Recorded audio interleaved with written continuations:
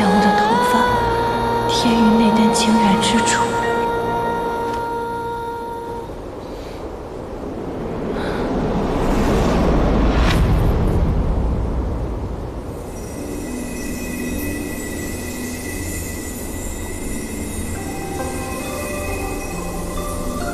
情到底是什么？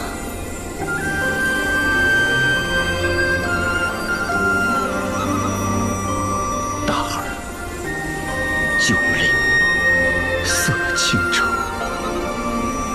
秋水为山，月为宫。小儿5岁，70牛，满堂宾客尽回头。不愿染是与非，怎料事与愿违。心中的花枯萎，时光它却不回。原来羽毛乌黑的不一定是乌鸦喜鹊，它还有可能是只烧焦的凤凰。你有没有想过，试着换一种人生，比如做一个正常的女子，或者做亿王后。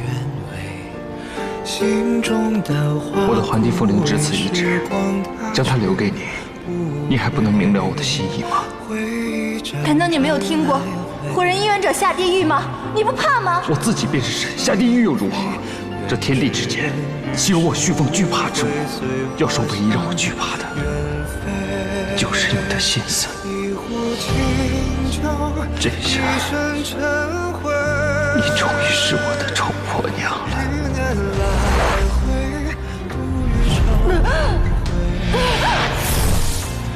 一场春秋，生生灭灭，浮华是非。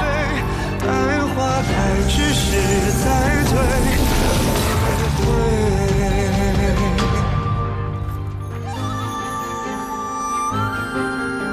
润玉，你真是我的好儿子。许父。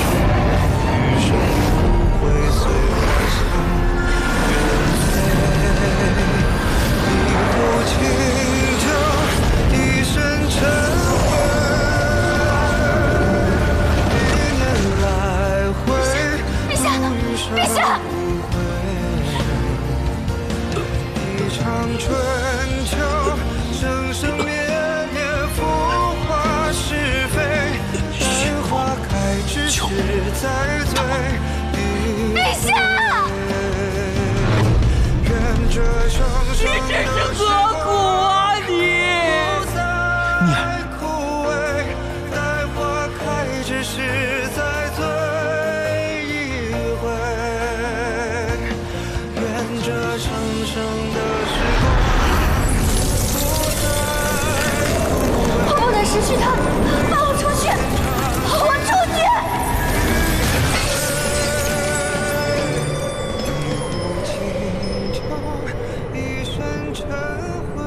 为什么？为什么你杀了他？我如此爱他，你却杀了他。为什么？为什么？一壶清酒，一身尘灰，一年来回，度余生。一场回忆，生生灭灭了。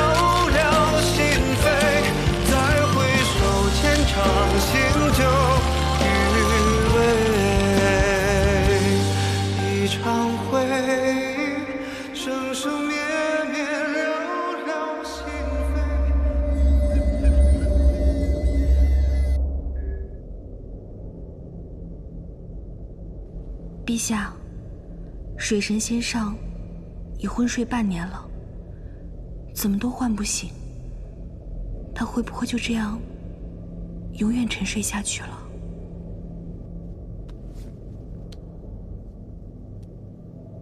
不会的，他一定会醒过来，他一定会回到我身边的。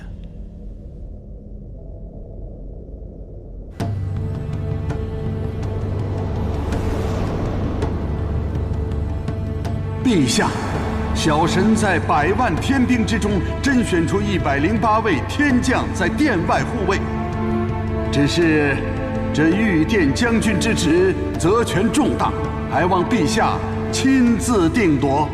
太子仙人以为破军如何？破军？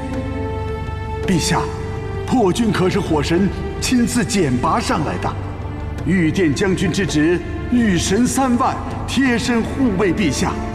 若有一心，变生爪业，可是防不胜防啊！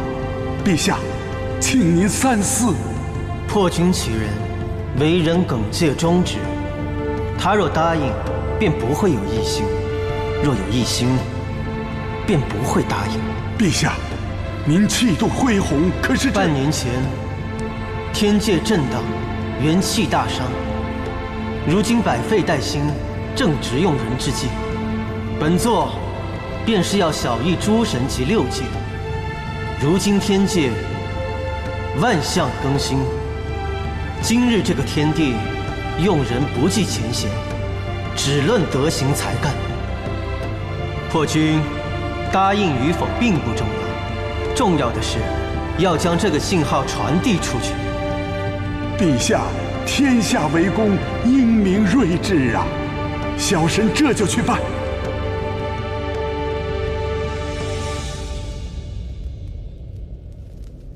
朝飞暮卷，云霞翠轩，雨丝风片，烟波画船。仅凭人推，看得这韶光剑。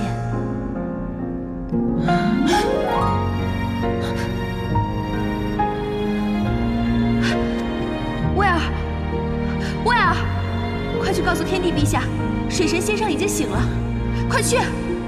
哦。先生，且等等，天帝陛下的登位大典刚刚结束，诸星助幸正在饮宴。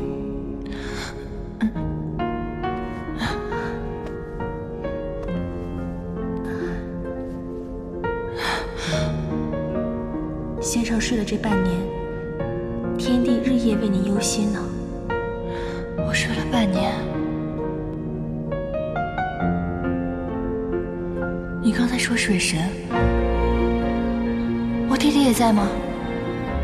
先上就是现如今的水神，难道先生忘了？是啊，弟弟已经不在了。原来这一切不是梦。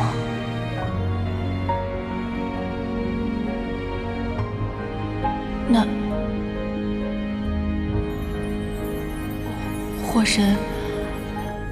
火神呢？火神？如今还哪里有什么火神啊？先生伤势未愈，还是不要思虑过多了，躺下歇歇吧。是你杀了爹爹，是你杀了李小鱼！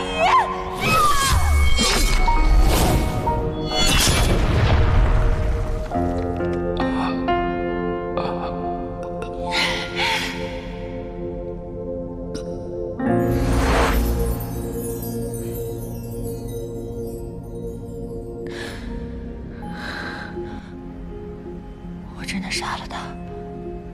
先生，你才刚刚睡醒，身子还没有痊愈，还是不要过度伤神了。蜜儿，蜜儿，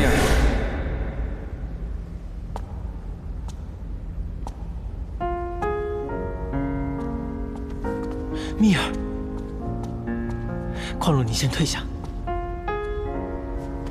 蜜儿，你终于醒了，可感觉什么地方不舒服？我好痛，我好痛。蜜儿哪里痛？我给你肚气，用灵力帮你镇痛，好不好？我不知道，我感觉我的痛从胸口处泛滥，一直到四肢百骸，我就像针砭刀刺一般，我说不出，我就是觉得浑身都痛，我好难受，可是我不知道哪里难受，我的嘴里都是苦的。好，蜜儿，只要吃了糖，就不苦了。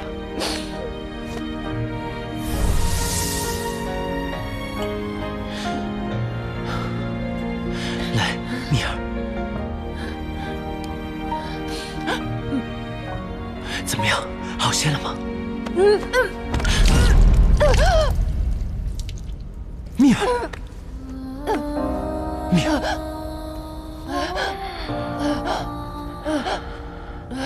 蜜儿，没事，蜜儿，没事，一切都会过去的，一切都会过去的。蜜儿，你看，你看树下的昙花，一直为你而开，多美啊！等你好起来，我一定会补你一次大婚，就在这个春天，好不好？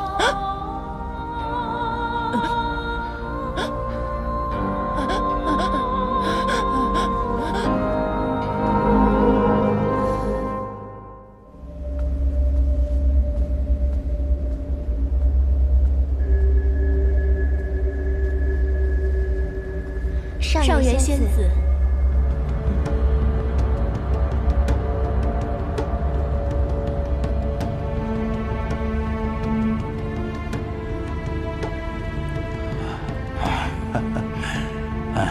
参见陛下。这半年来，整顿天界，千头万绪，多亏矿路在本座身边助我一臂之力，着实辛苦。陛下，小女愚钝，承蒙陛下不弃，晋封上元仙子，恩赐玄州仙境。小神在这里谢过陛下天恩。本座一向赏罚分明，矿路办事妥帖，行事审慎，这些封赏当得起。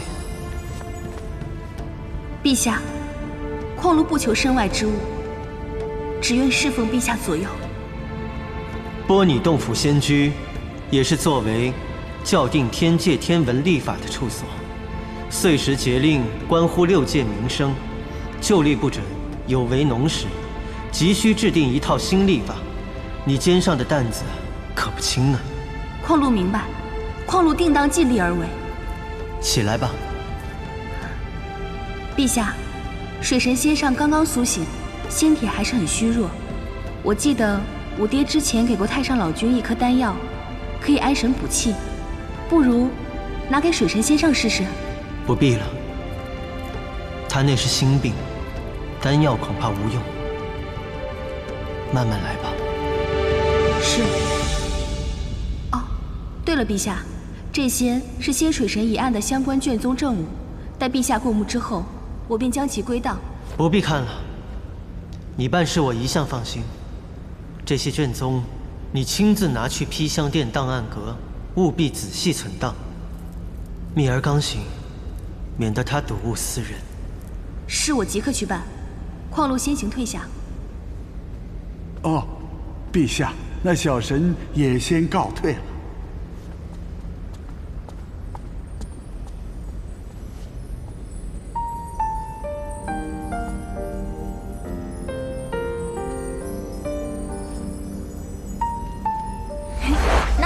送给你的，这可是昙花的种子。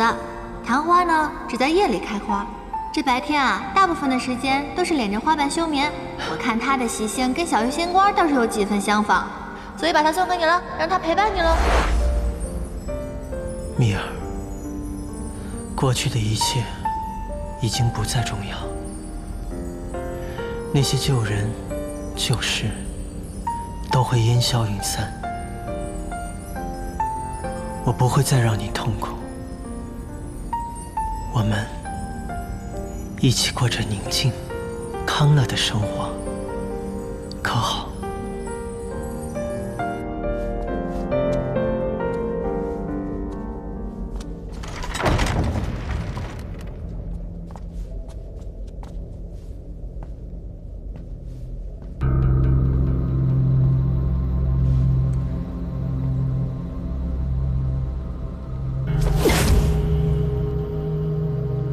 徐凤，怎么是你？你是来看本座的笑话是吗？母神的脾气还真是一点都没有变。若说母神如今只是个笑话，那我倒是要恭喜母神。你别得意得太早。待旭凤当上天帝，他一定会接我出去，到时候有你好看。恐怕要叫母神失望了。母神，你有所不知，半年前，旭凤在我与锦觅的大婚之日，兵变失败，被一刀刺中金元所在，当场灰飞烟灭了。不可能！你当本座是3岁小孩吗？母神，你别急，还有，旭凤灰飞烟灭，父帝痛心不已，于是自毁元神。也跟着升归天地了。不可能，这绝不可能！你骗我！你骗我！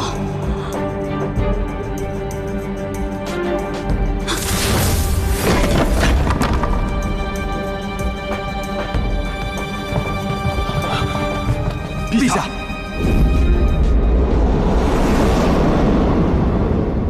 陛下，无妨，你们先退下。是。不可能！你骗我！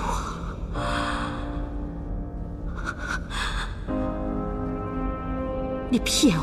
骗我！你骗我！骗我！骗我！你为什么？为什么？为什么？为什么？你对我有什么怨气？也不应该加害旭凤。他将你视作手足至亲，旭凤何故？旭凤是无辜的。我问你，我母何故？锦觅何故？那些千千万万的丽泽水族，他们何其无辜？你下手杀我娘亲，灭我母族，谋害锦觅之时，又可曾有过一丝心慈手软？你为我父帝充当刽子手，血染千里之事，可曾想过那些无辜的生灵，他们也有骨肉之亲？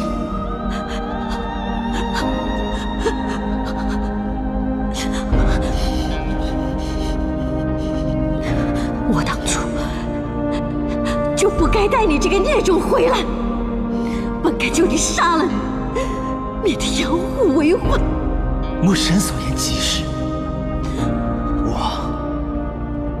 不过是你顾宠邀功的一颗棋子罢了。谁能想到，区区一颗棋子也会有反噬操控它主人的那一天？你以为我愿意看着自己的亲生父亲、兄弟，在我面前灰飞烟灭吗？你以为我愿意吗？你当初真该一刀杀了我，或许你杀了我便可以早日解脱了。旭凤不在，陛下也不在，我活着还有什么意义？你杀了我吧！好啊！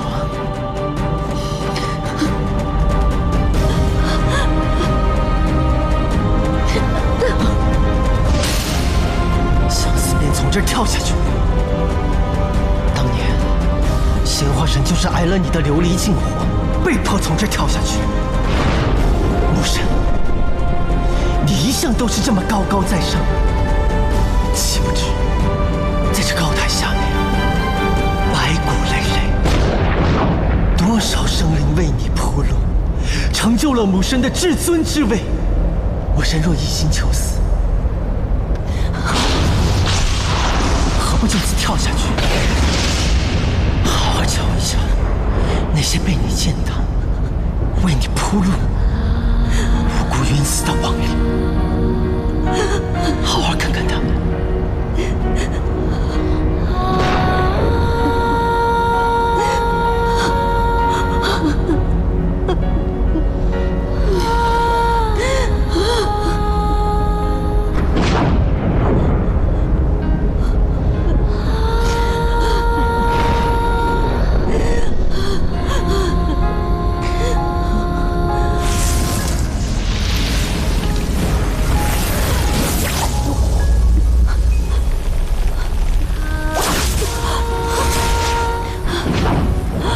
母神，我不会让你这么轻易的死掉，我要你活着，好好尝尝这丧夫丧子的滋味，看着我这个大逆不道的孽子如何一统天界，万世升平。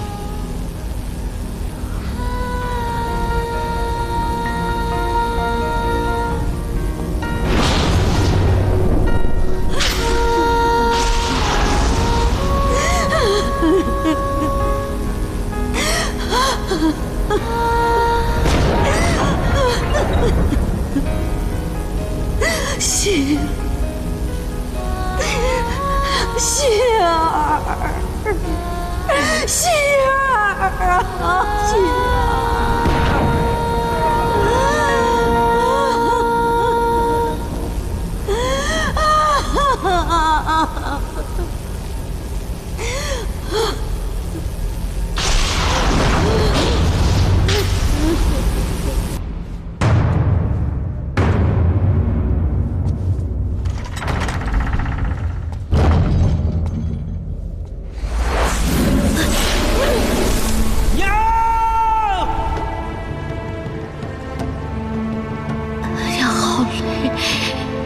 你就这么抱着你了，抱一会儿。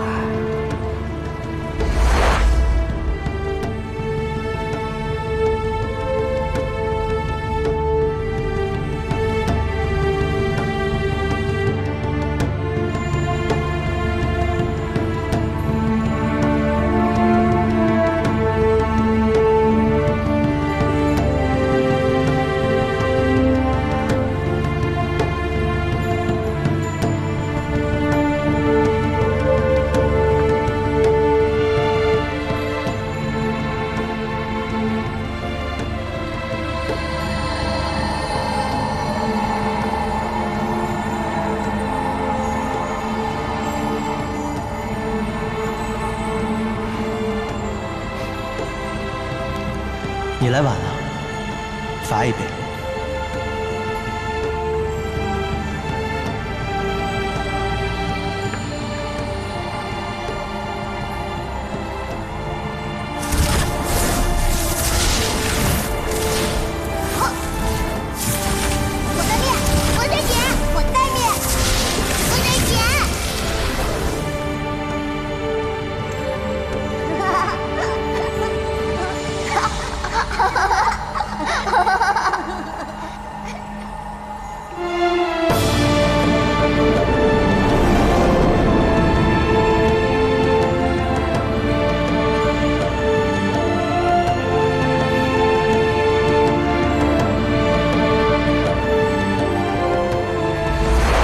只不过是天帝陛下一夜风流欠下的债，何德何能，竟敢与二殿下比肩？等日后咱们公主殿下嫁给了火神殿下，过门之后还得向那个夜神礼让3分，实在是委屈公主了。八字没一撇的事，你瞎说什么呢？不过为了殿下，太爱了，徐凤受不起。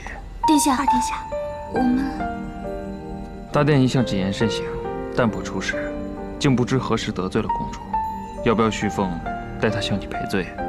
殿下言重了，我们刚刚不过是随便。爱人者，人恒爱之；敬人者，人恒敬之。叶神是我兄长，旭凤一向敬之重之，从不敢随便。不知公主这“随便”二字从何谈起啊？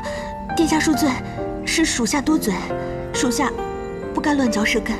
你们家公主金娇玉贵，要真进了我这七湖宫的大门，见了叶神，免不得摧眉折腰。以兄长之礼，视之待之，我还真怕委屈了你们家公主。殿下所言极是，穗禾作为鸟族公主，理应谨言慎行。多谢殿下提点。明白就好。那穗禾先行告退了。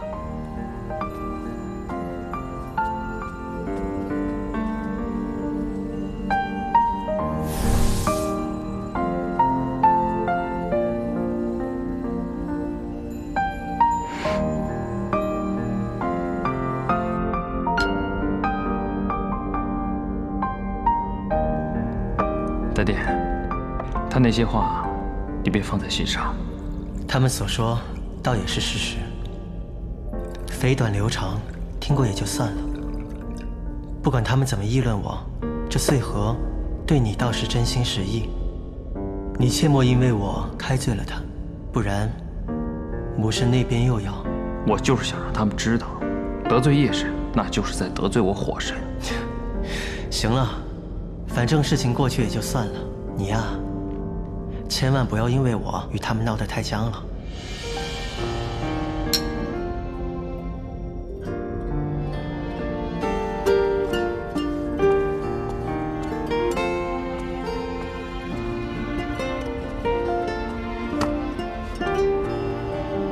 给你的，这是，打开看看，神秘兮兮的。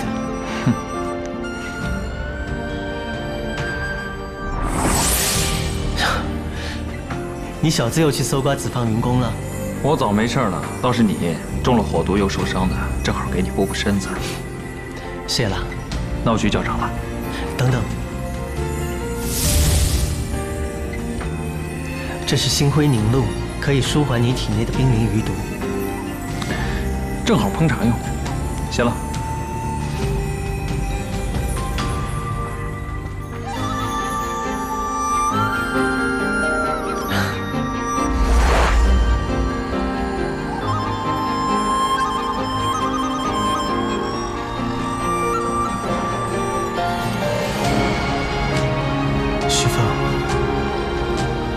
你已经死了，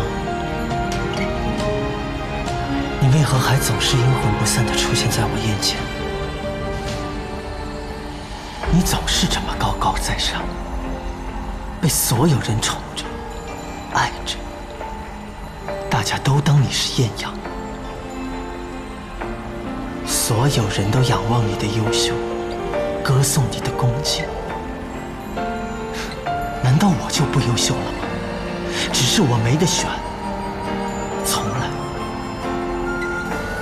来都是你们给我，但是你们从来都没有问过我要不要。我现在告诉你，我不要你们这些虚伪的赏赐和怜悯，我更不会要你们的嗟来之食。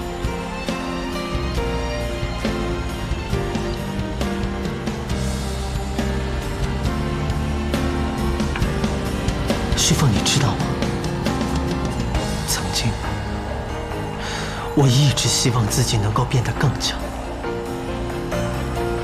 因为我希望有朝一日，你想要什么，我给你。可是后来我终于明白，只要有你在，我便永远不可能成为最强的那个。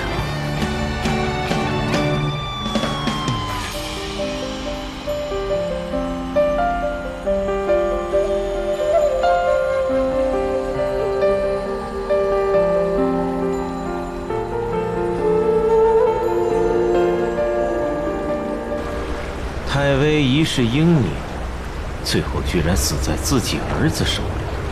这个夜神弑父杀弟，倒是与太微当年所为如出一辙。哼，估计连太微自己都未曾料到，所谓天道轮回，不过如此。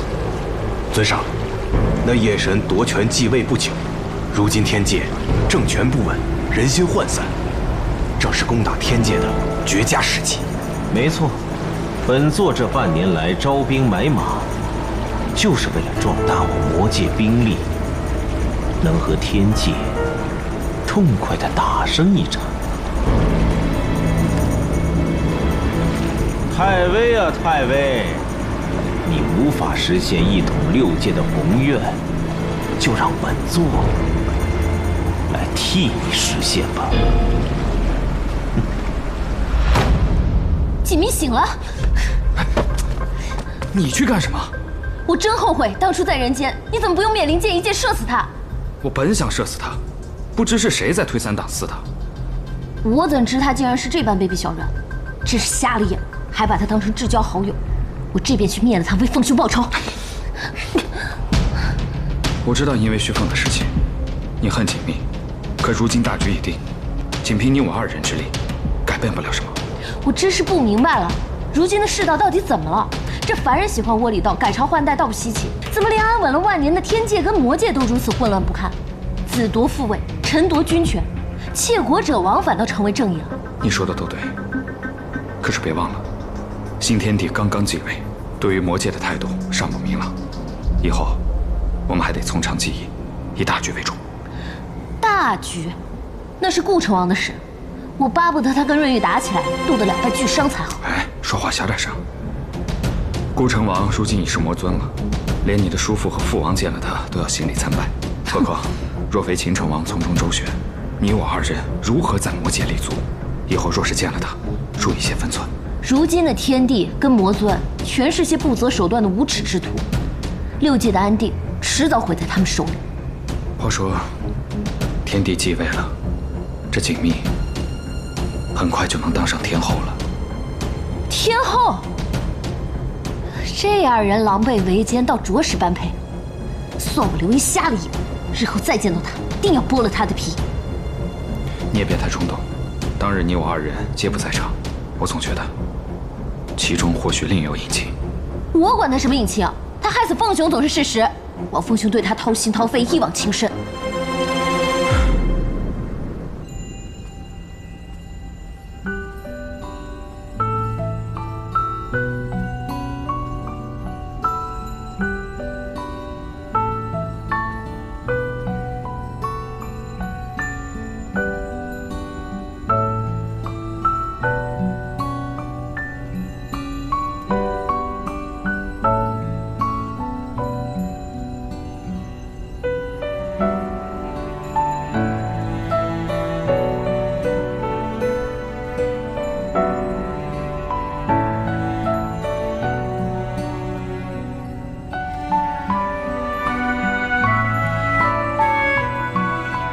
先生，这些昙花是在先上沉睡的时候，陛下亲自种的，以灵力浇灌，白天也能盛开了。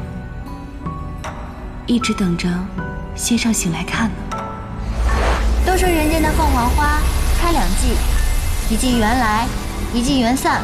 我使用了仙法，让这儿的凤凰花永开不败。缘来缘去终会散，花开花败总归尘。蜜儿，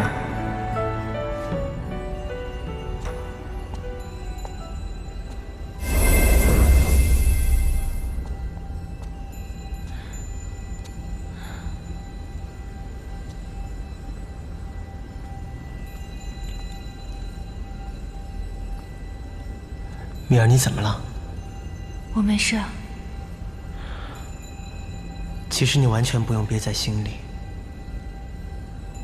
我对你的承诺，皆已兑现。如今，那些曾经伤害过你的人，他们都得到了应有的惩戒。废天后他被压于万年高寒的凌渊台，生不如死。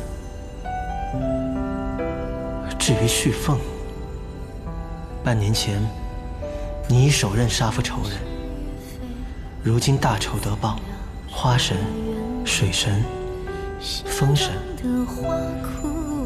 他们都可以瞑目了。蜜儿，蜜儿。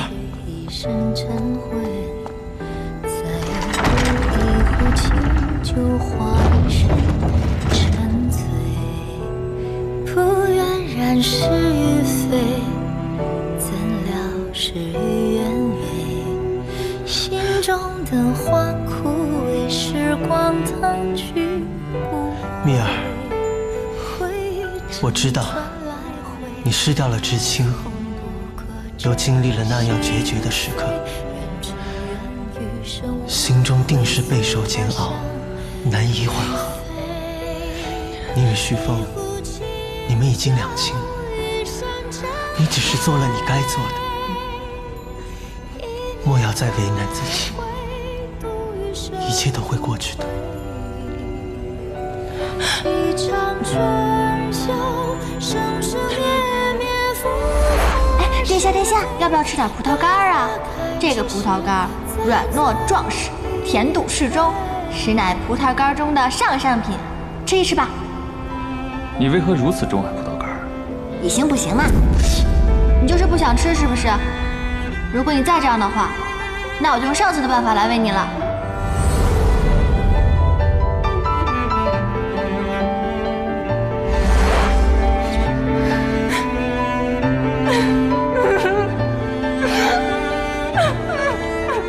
蜜儿，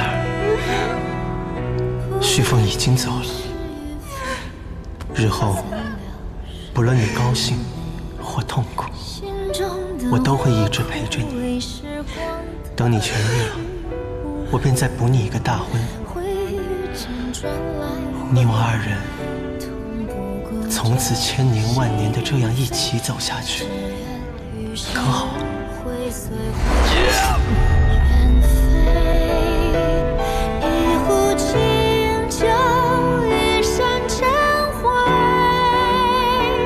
为什么？是你杀了爹爹，是你杀了李小雨。一场回忆，生生灭灭，了了心扉。再回首前程，心就你可曾爱过我？为什么做的明明是他？我为何要流泪？怎么想到小心我了？老夫现在是一刻都不愿在天上待着。自从那个冷血白龙做了天帝啊，天界的气氛被他搞得像玄极宫一样清冷，哪里有这湖光山色来的温情？况且元姬也不在了，老夫我现在连个聊得来的人都没有。所以，只好找你来解解闷儿。哦，可是掌管凡人秘术的元姬仙子啊，她不在天界去哪儿了？人间，历劫。一个掌管凡人秘术的，反倒跑到凡间去历劫，她这是要体察民情吗？元姬贼得很，他哪会自愿去历劫？都是我那大侄子，仇怨埋得深，他心里还惦记着凤娃和那个无情女在凡间历劫经历的那些事儿，所以就找了个由头，把他弄到凡间去了。如今，怕是没什么能够挡着他了。对了，锦觅还没有醒过来吗？你不要再提那个无情女了，就是因为她醒过来了，老夫啊，才更不想在天界待着了。她醒了，这家伙怎么不召唤我呢？你还想见她？此等忘恩负义之徒，就应该千刀万剐，然后投进你们太湖，喂鲶鱼。我至今都没搞明白，他喜欢那只鸟，全天下都知道，可最后却……或许他已经在凤娃和润玉之间做了选择。难道怎么？那个先天地自毁元神，他不过是中了煞气香灰，何必对自己那么决绝呢？他亲眼看着一个儿子死，一个儿子抢帝位，也许是心如死灰了吧。也怪他自己，若非他自毁元神，有桓帝凤翎护着他，也不至如此。说来也怪了，自那儿之后啊，凤娃的桓帝凤翎也消失了。唉，连点念想都不留给老夫，都怪那个冷血白龙。其实那条冷血白龙是我义兄素离，乃是我的养母。啊？什么？啊！哎呀，老夫最近受的打击太大了。你，可是他夺帝位的事情，我丝毫没有参与啊。这天地润玉，我与他道不同，不相为谋。可是锦觅，我和他认识这么久，他不是情理不通的人。想当初我偶然搭救了他，他执意要还千年灵力给我，所以想必这次续父一定做了什么不可饶恕的事情。我看呢，这太湖水族我也没法待了。怎么着，全天下的人眼睛都瞎呀？我还不如跟着元姬去人间历劫呢！哼！年纪一大把了，就应该慈眉善目一些。锦觅，我终是成了帮凶。如今我也何颜面去见你？但求日后有机会能够补偿你。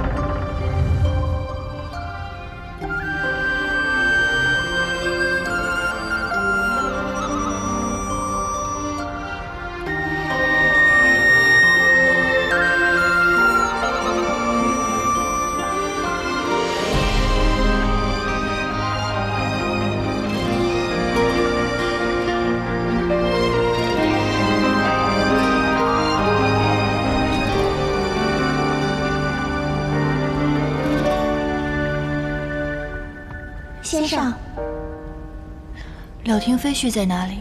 他们被月下仙人要了去。先上来七蜈蚣有何要事？没什么，我随意看看。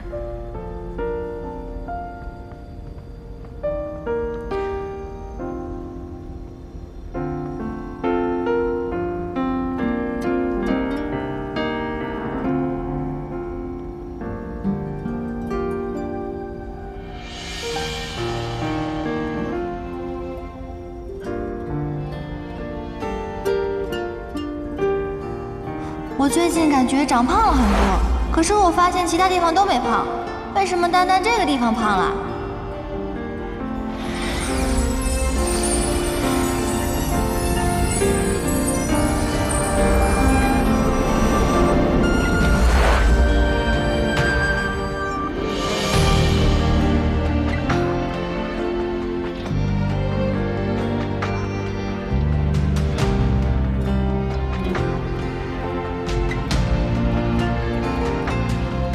凤凰花开2季，一季缘来，一季缘去。缘来缘去终会散，花开花败总不为尘。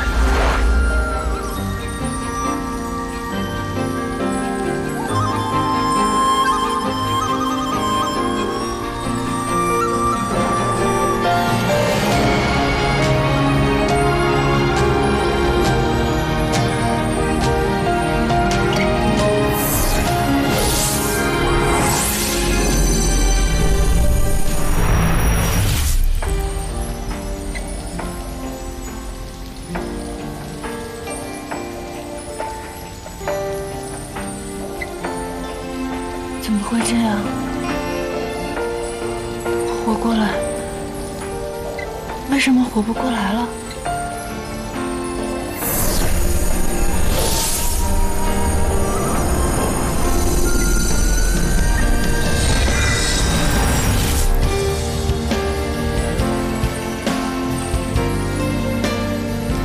为什么？为什么活不过来了？他为什么活不了了？活呀！你们为什么活不了了？活过来呀！为什么会这样？为什么活不了了？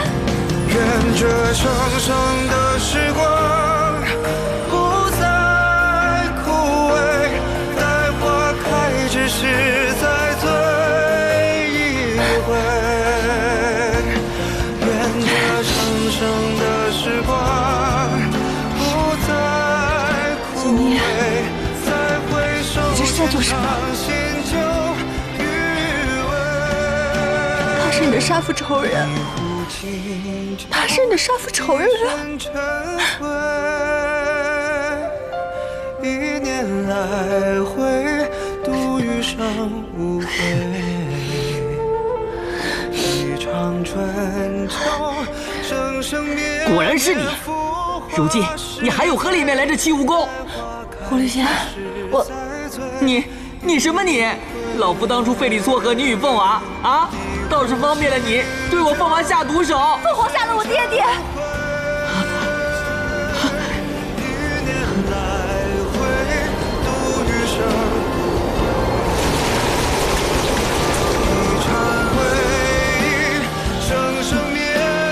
不可能，凤娃绝对不是那种人，我是看着他长大的，他的为人我再清楚不过了，他是绝对不会做出这种事的。我也不愿相信，可这就是事实。我爹爹死于琉璃金湖，凤国他亲口承认此事跟他有关，还有眼兽图梦为证，这都是我亲眼所见的。梦，就凭一个梦？这个梦是凤凰的所见吗？凤凰亲手杀了我爹爹，你又如何确定所见梦便是真的呢？所见梦便是日见所见，眼见为实，怎么会有假？眼见也未必为实，老夫就是不信，因为老夫从来只相信这儿，就算天河水倒流，凤娃也绝对不会是杀人凶手。哼！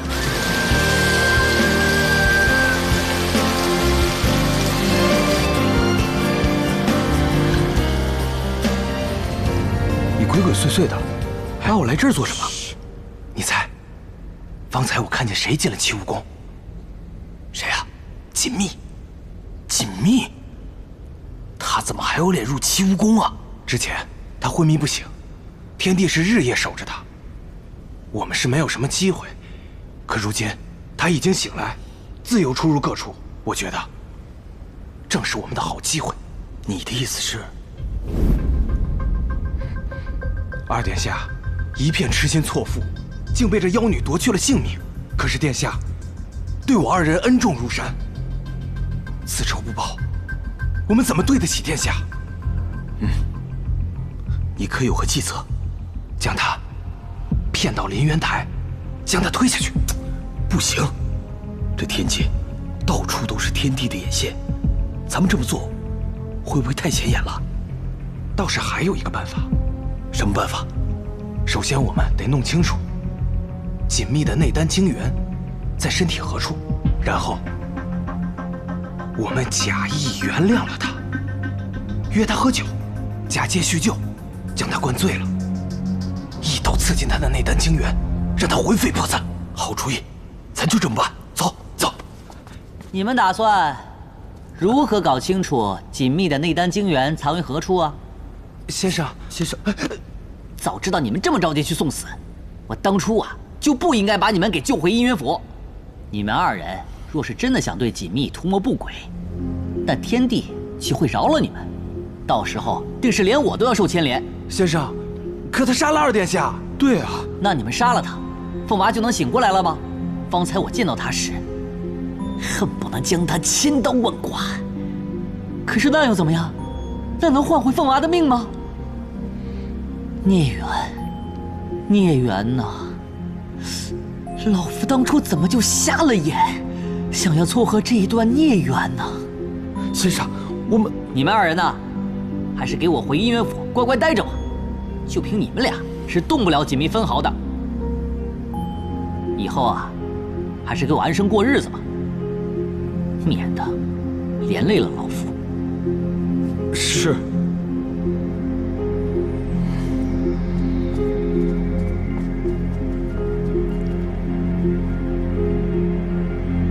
唉，因果报应，自有天意。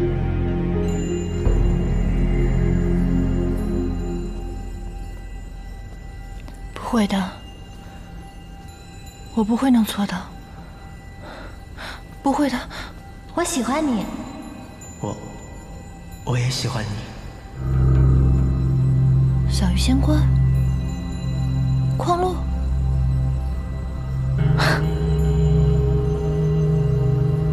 小鱼仙官，我们一辈子在一起，一生一世一双人，可好啊？好，永远别负我，锦觅。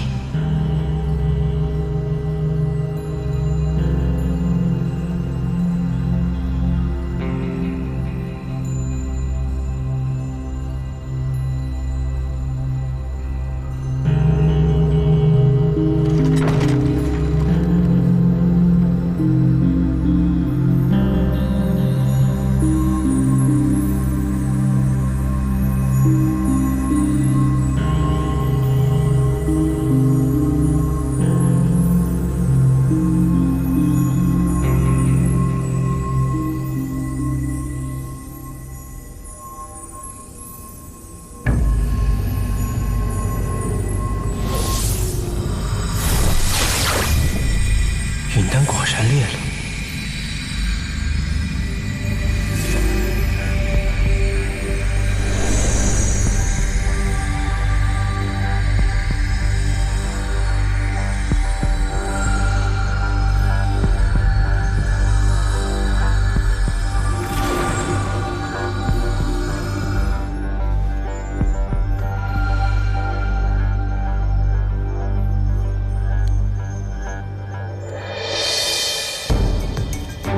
蜜儿，对不起，我宁愿你此生不知情为何物，也不能失去你。原谅我，好吗？小鱼仙官，对不起。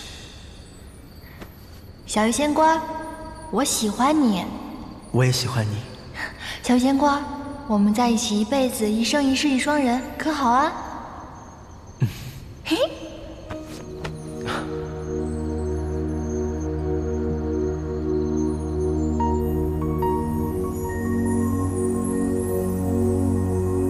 我知道这是个梦，但润玉，不要醒来。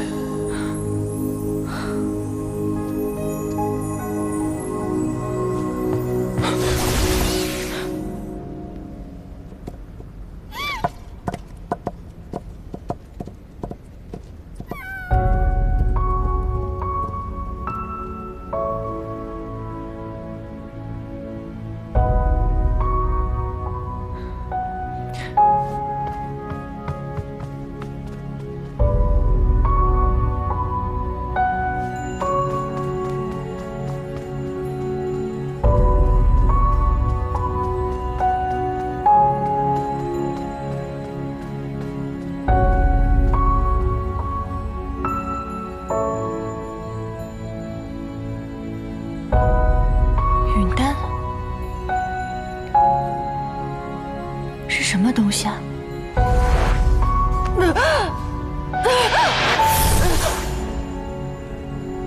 难道那个就是允丹？可他为何会在我身体里？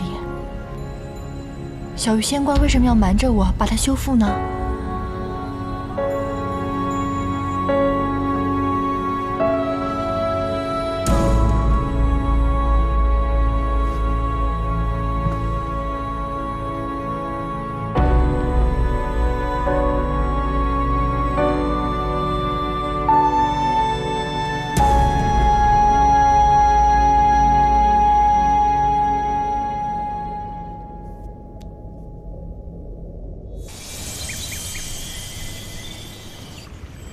人间布花之事俱已安排妥当，便辛苦两位妹妹代劳了。是，明日我去趟天界看看锦觅，也不知道她恢复的怎样了。长房主，长房主，长房主，小桃桃她回来了。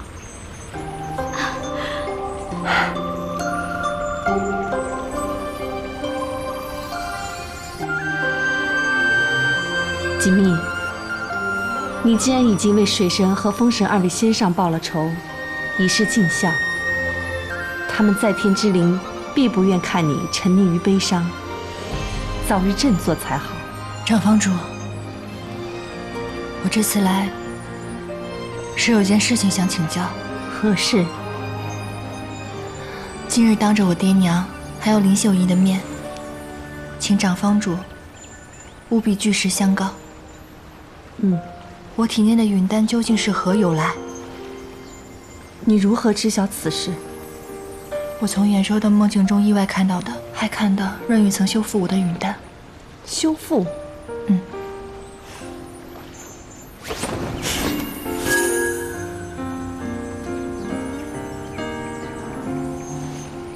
不在了，怎会如此？果然，看来真的和允丹有关。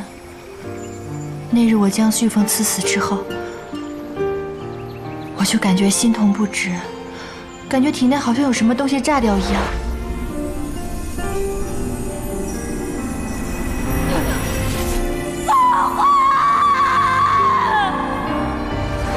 我本来以为是因为我太过愤恨，以至于有这样的感觉。到如今看来，就是允丹所致。可是我为什么会有允丹呢？那允丹是仙主为你服下的。我娘？仙主在世时为情所困，深受其害。我自始至终只爱过天帝一个人。你还是回去跟林秀成亲吧。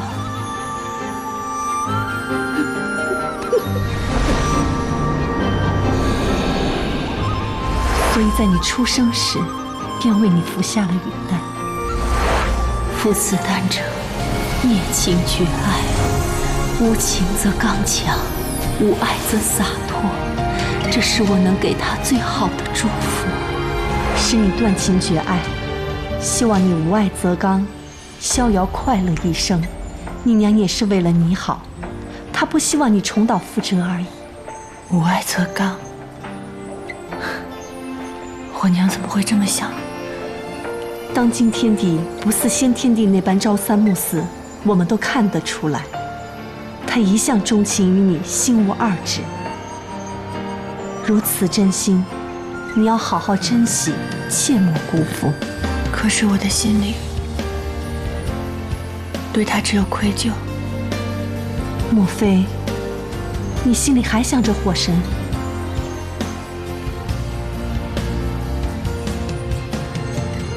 我不知道，我总是止不住去想他。我一想他，我心就会特别的痛。每每如此，便觉得愧疚。他是我的杀父仇人，我这样对不起爹爹。可是我还是心软。我一闭上眼睛，全部都是他。仙主就是不愿看你如此，才会为你服下允丹。如今你既然已经冲破了允丹，少不得难受一番。你不要再去想那些是是非非了。如今你贵为水神，灵力强大，新天地登位，贤明远播，可见众望所归。而你即将成为新任天后，日后必定一帆风顺，岁月似锦。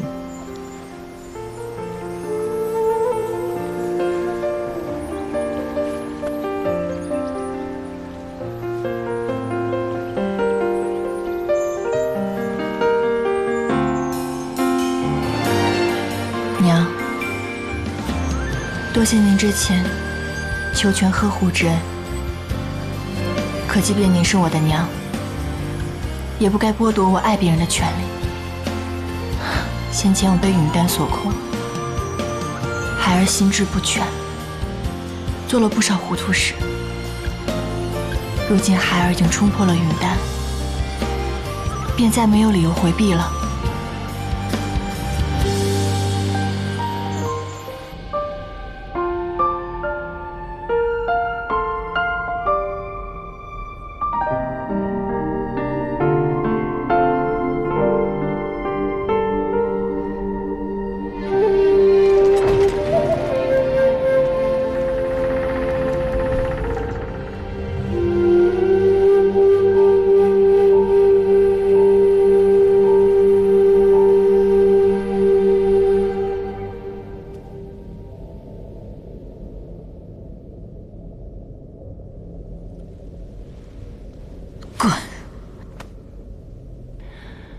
如今看你过得这么不好，我也就放心了。你杀了我娘，你儿子又杀了我爹爹，我杀了徐凤，也不过是为我爹爹报仇罢了。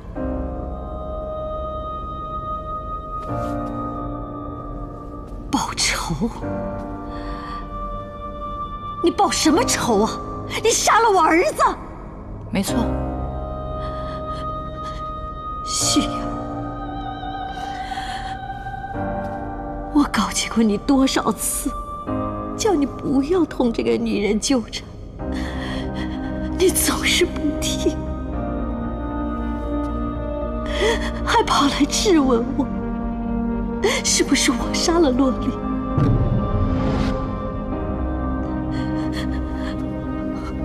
你说什么？你可有对水神动手？水神怎么了？水神和风神陨神了，可与你有关。现在润玉大势已去，就算润玉跟锦觅成亲，也不会动摇你天帝的位子。老妪都管不住你的野心，你以为你这样是为了我好，殊不知你只会陷我于不仁不义呀！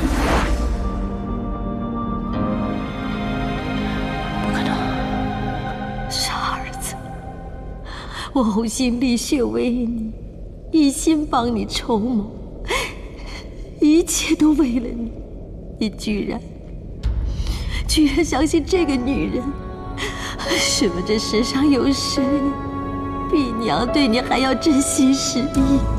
你若早听我的，怎么会枉死于这妖女之手？我不可能杀错。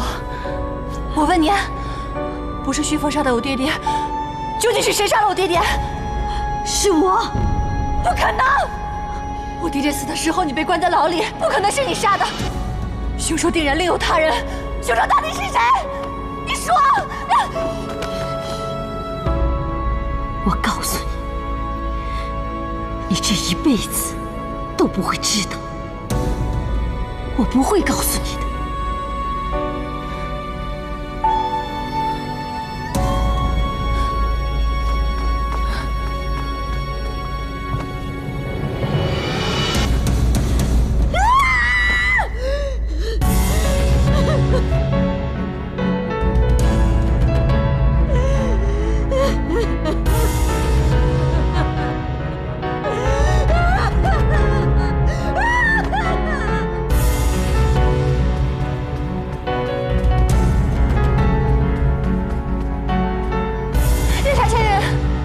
两条飞絮，给我把他轰出去！我可能错杀了凤凰。哼，水神仙上这是要翻案了呀！都已经冤枉一个了，可别再翻着翻着又冤枉到旁人头上了。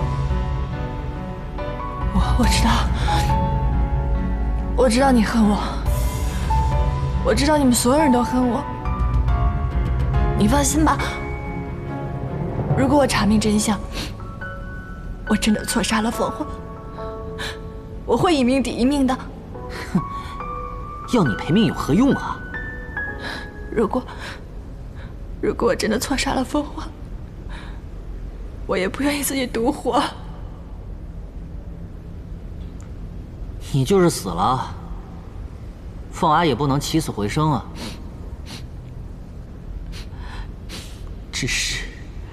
只是我的凤娃，她不能枉死啊！快点，侍卫马上就会醒来。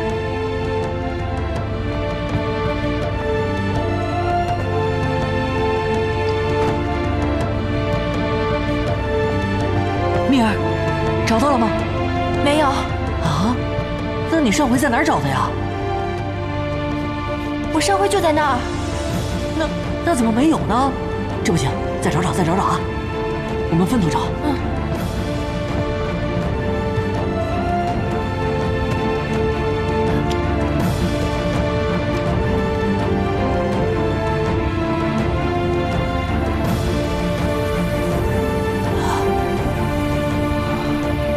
有结界。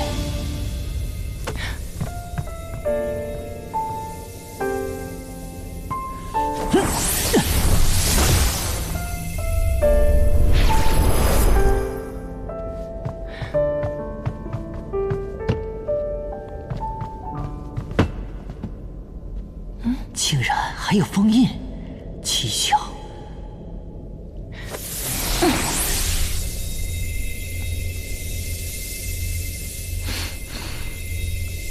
我来帮你。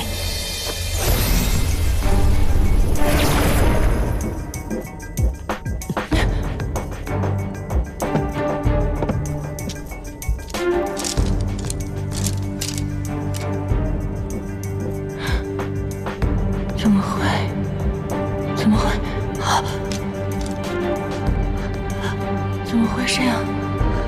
衍兽没有去过齐武宫，而来的是我的房主，这怎么可能？这不可能的！锦觅，你看到的梦是你自己的梦。不，也许是你对凤娃有所怀疑，日有所思，夜有所梦，所以才会做这样的梦。不可能！我之前看的时候明明不是这样的，这个是假的，一定是假的！梦露的真伪有待查证，不管是真是假，必然是有人从中作祟。蓝色的是所见梦，蓝色的梦是真的。爹爹死的时候，我并没有亲眼见到他被杀，所以这个梦怎么可能是我的？如果这个梦是我的，我不可能一点印象都没有，绝对不可能，这不是我的梦，绝对不可能的。锦觅，若是有人刻意为之，在那个梦境上动了手脚，也未尝不可能。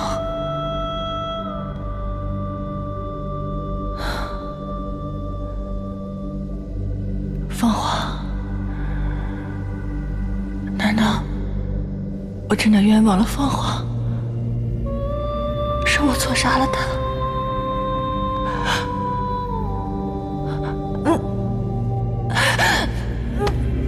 蜜儿，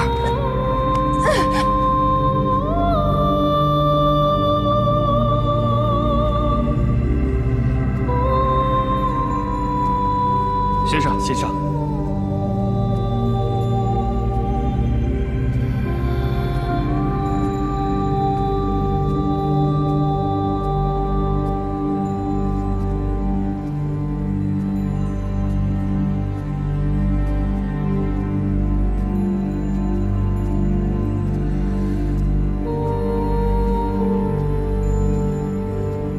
先生，先生，先生，您总算回来了。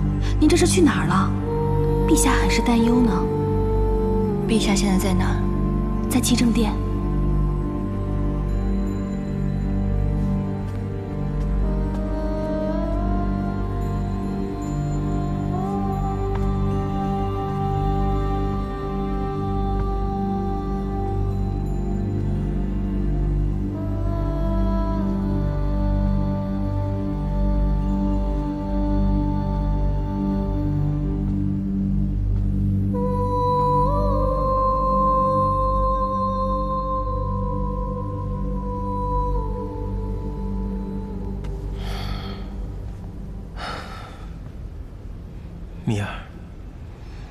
日都不见你的踪影，我甚是担心。你刚醒，还需静养，在身子痊愈之前，就别再到处走动了。若你非要到处走，就让矿路和你一起，有他陪着你，我也放心一些。我恐怕真的冤枉了徐峰。为何这么说？爹爹被害以后，我看着眼兽吐出了一个梦，那个梦是凤凰杀害爹爹的场景。先前以为那个梦是凤凰的所见梦，可直到今日，我跟月下仙人到了披香殿，找到了那日眼兽的尸梦卷宗，才发现眼兽根本没有去过七武宫，而是一直在我的身边。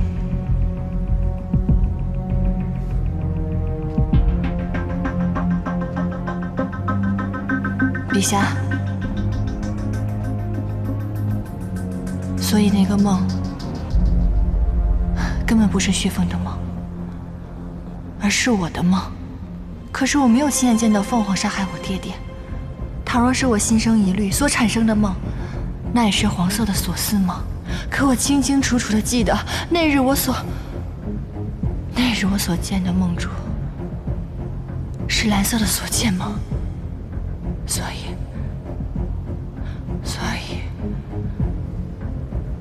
那个梦一定是被人动了手脚，把所思梦变成了所见梦。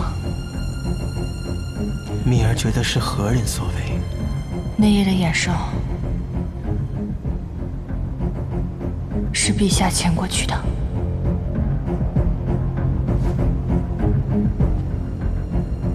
蜜儿，为了调查仙水神被害一案，我搜集了成百上千的梦境，还没来得及一一查阅，便被傅帝拿走封禁了。你所说的那个梦，我实在没有见过。那披香殿的主事，向来负责天界的卷宗，到底是黄色的所思梦，还是蓝色的所见梦？他总该有印象吧？好，我这就让人去宣披香殿主事，向他问明情况。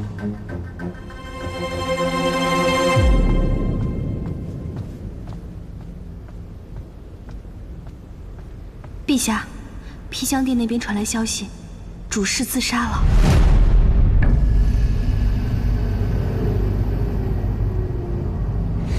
陛下，陛下，何事惊慌？今日我看水神仙上神色有几分异常，于是我便悄悄跟了过去，结果发现水神仙上和月下仙人，他们两个人偷偷潜入了披香殿。看来这披香殿主事是留不得了。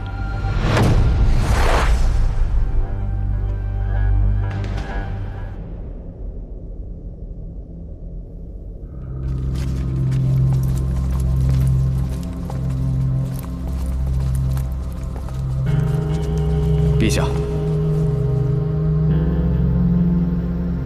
他为何自尽？陛下，这是刚刚发现的一封遗书，信中对擅自更改卷宗之事供认不讳，畏罪自尽。可比对过字迹？回陛下，比对过了，正是他亲手所述。既然他真的是畏罪自尽，何必多此一举，要写下这遗书呢？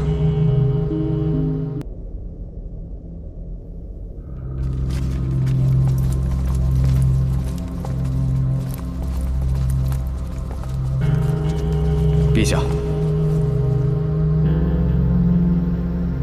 他为何自尽？陛下，这是刚刚发现的一封遗书，信中对擅自更改卷宗之事供认不讳，畏罪自尽。可比对过字迹？回陛下，比对过了，正是他亲手所述。既然他真的是畏罪自尽，何必多此一举，要写下这遗书呢？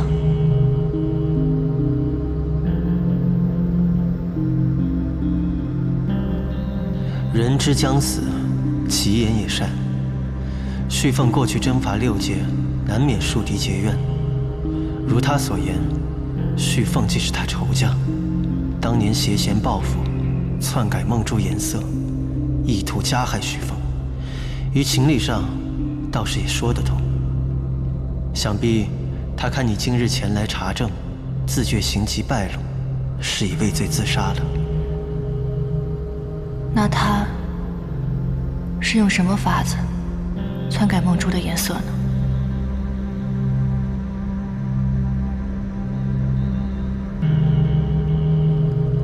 听闻一部洪荒古籍《梦驼经》中有所记载，只是这本《梦驼经》失传已久，又是禁书，我也未曾见过。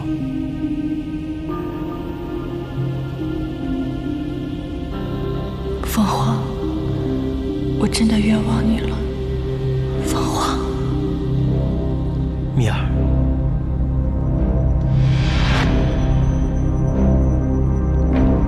蜜儿，你还好吗？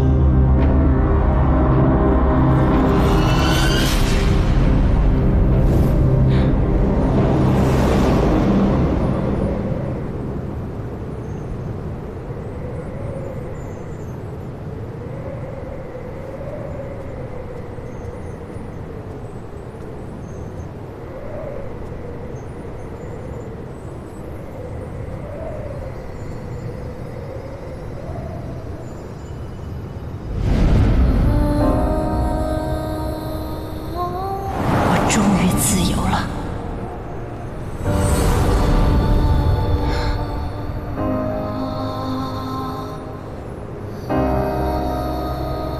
原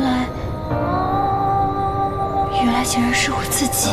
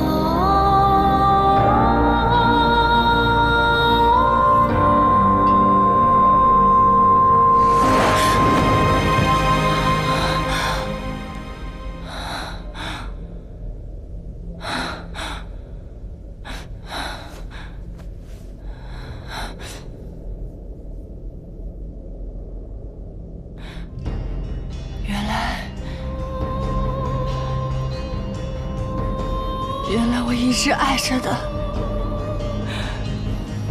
都是凤凰。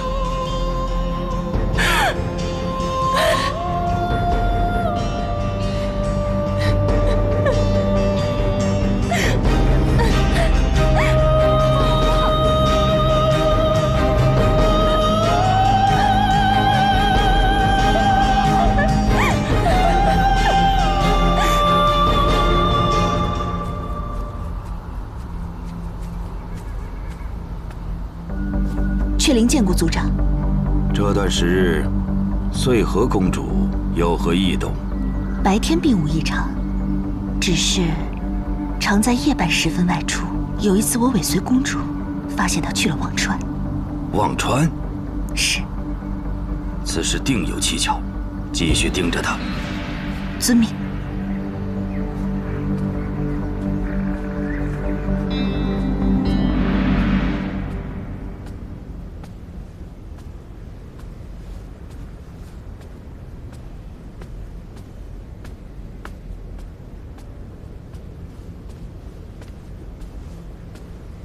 你怀疑旭凤没有死？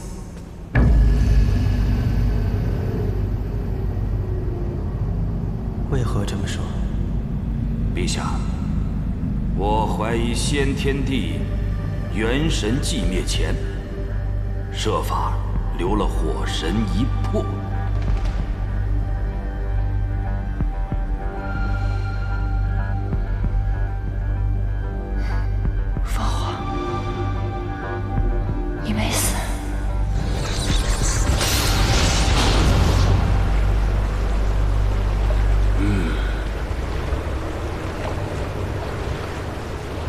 老人家。哦，姑娘可是要渡河？我不渡河，我想跟您打听一件事儿。姑娘是不是要问当年和你一起渡河的那位公子啊？正是，我想问下您，有没有看见过他的园林？哎呀，这忘川是幽冥渡口，仅渡凡人园林。那位公子是一位尊贵之神，生来就超脱六界，不堕幽冥。园灵怎么会在此栖息呢？说句不中听的，自盘古开天地以来，五行便相生相克，水火不容。姑娘之兵刃，刺入那位公子的火灵精元之中，这位公子的元神，断无可能存下一丝一毫啊！不可能，他是战神，战神怎么可能会死呢？他是战神啊，他不会就这么死的。姑娘，你这又是何苦呢？听老朽一句劝，情之一路，崎岖险阻，乃是一条不归之路。迷途知返方是正道。可是姑娘你这样执迷不悟，却是害己又害人呐！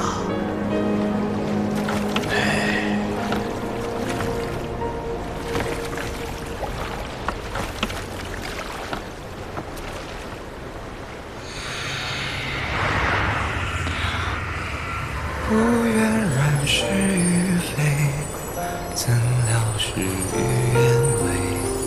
心中的花枯萎，时光它却凤凰，凤凰，但愿洗去浮华，凤凰，一生尘灰。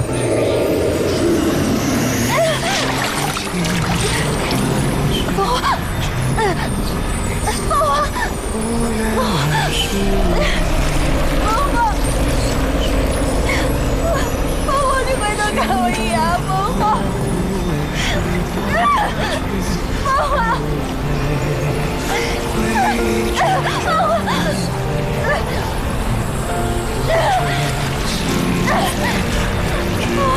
余生无悔随花香远飞。一壶清酒，一身尘灰。余年来回，独生回。一场春秋，生生灭灭，浮华是非。待花开之时，再醉一回。愿这生生的时光不再枯萎，待花开之时再醉一回。愿这生生的时光不再枯萎，再回首浅尝新酒余味。一壶清酒，一身尘灰，一年来回，度余生无悔。一场春秋，生生灭灭，浮华是非。待花开之时，再醉一回。一壶清酒，米尔，你的脚怎么了？怎么会这样？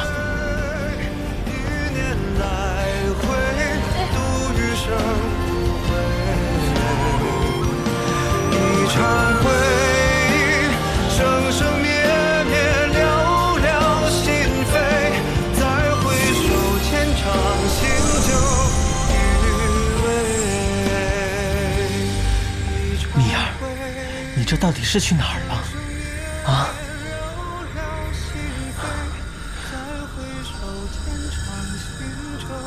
徐凤还活着，对不对？为什么不告诉我？米尔可是找到了什么？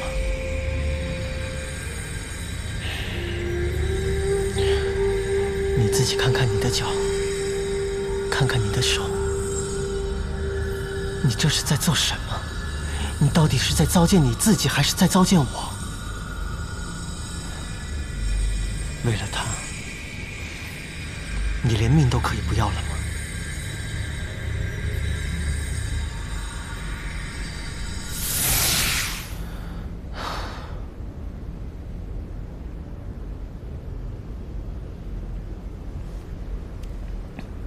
蜜儿，他再也不可能回来了。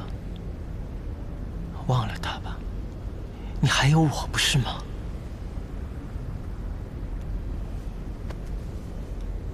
你能听见对吗？里面的每一次跳动，都是我在等你回头的呼唤。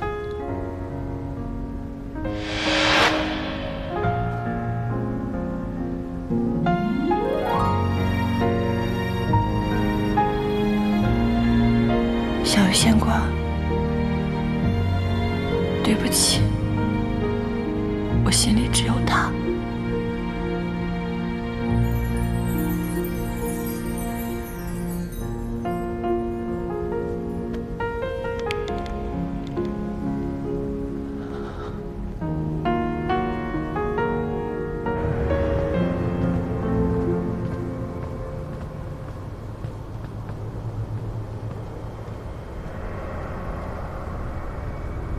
魔尊，人到了，请他进来。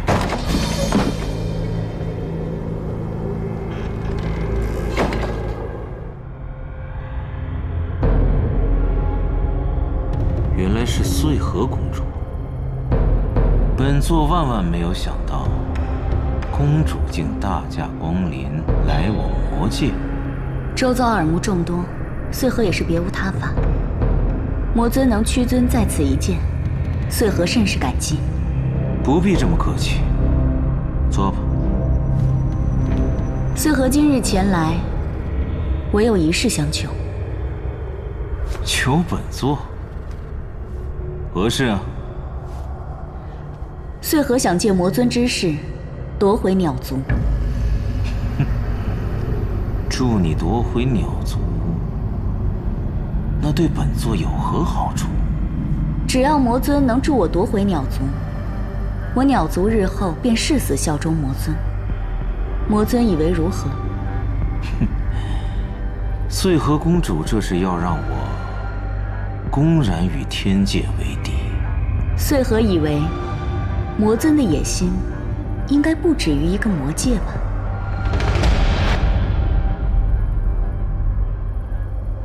公主果然是聪慧过人，可你也知道，现如今我魔界兵强马壮，你区一个鸟族，对本座何足道哉？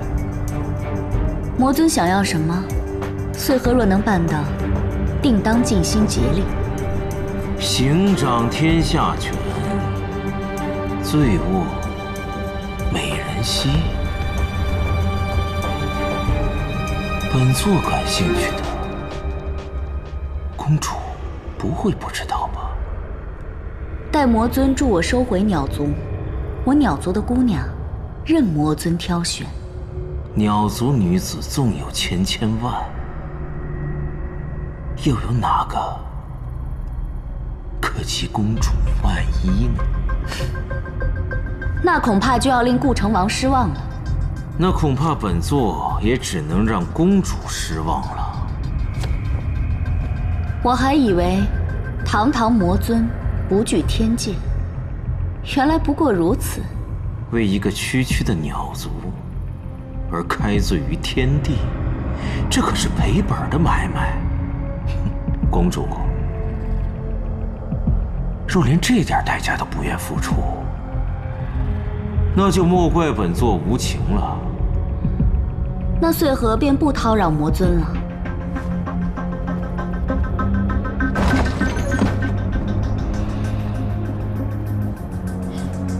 魔尊，接下来怎么办？随他去吧。性子倒是刚烈，待本座一统6界。不信，本座拿不下你。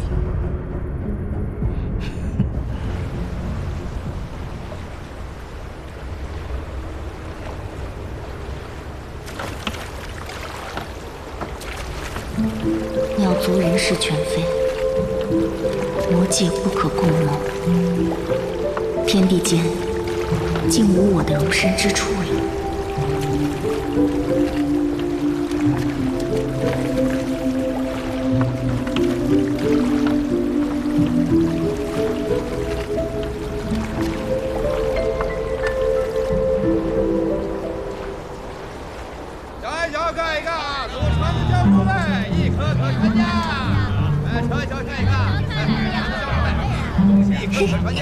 走吧。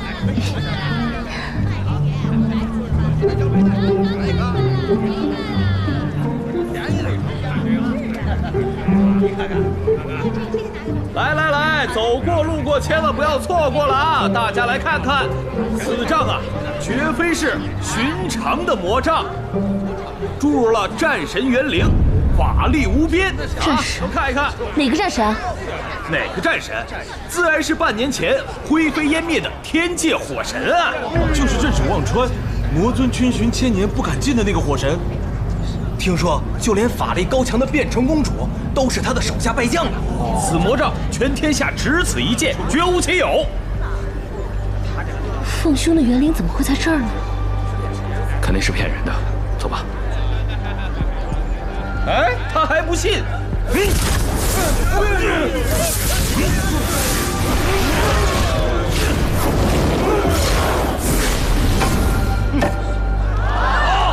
天界火神元灵所铸，法力无边，诸位可以竞价了，价高者得啊！我出1年灵力，我出3年，3年还有没有？我5年，5年还有没有？我出10年，10年还有没有了？20年，20年，还有谁？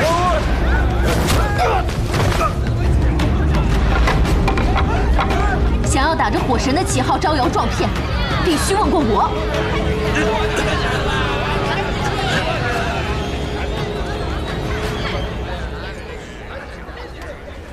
这是何必呢？为什么每次出门都要升些事端才肯罢休啊？什么叫生事啊？我凤兄无故惨死，我断断不许别人在背后对他不敬。我与凤兄交过几次手，熟悉他的灵力。近来总觉得有种似曾相识的气息在附近徘徊，可是绝不在那里。那是当然了，这外面都是骗人的。可是如今不一样了，整个魔界已是顾成王的天下，咱们出门行事还是小心为妙。顾成王追杀我也不是1天2天的事，我不这样活得好好的吗？怕他做什么呀？你跟他之间还隔着血海深仇，你倒是轻松。灭族之仇不共戴天，我比你们任何人都恨不能将他挫骨扬灰。可是如今时局不安，小不忍则乱大谋。如若咱们再生事端的话，会让你父王和秦成王更加为难。你不要跟我讲这些大道理，凤兄死得冤，我心里不痛快。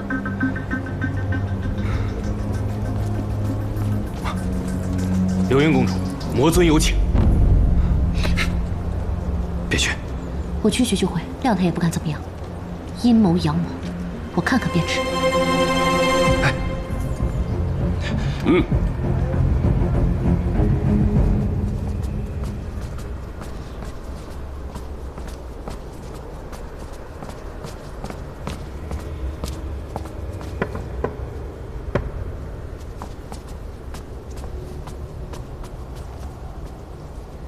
吾辈之中，秦成王年迈气衰，无心理事；燕成王好色贪杯，志大才疏，2个儿子都不成器。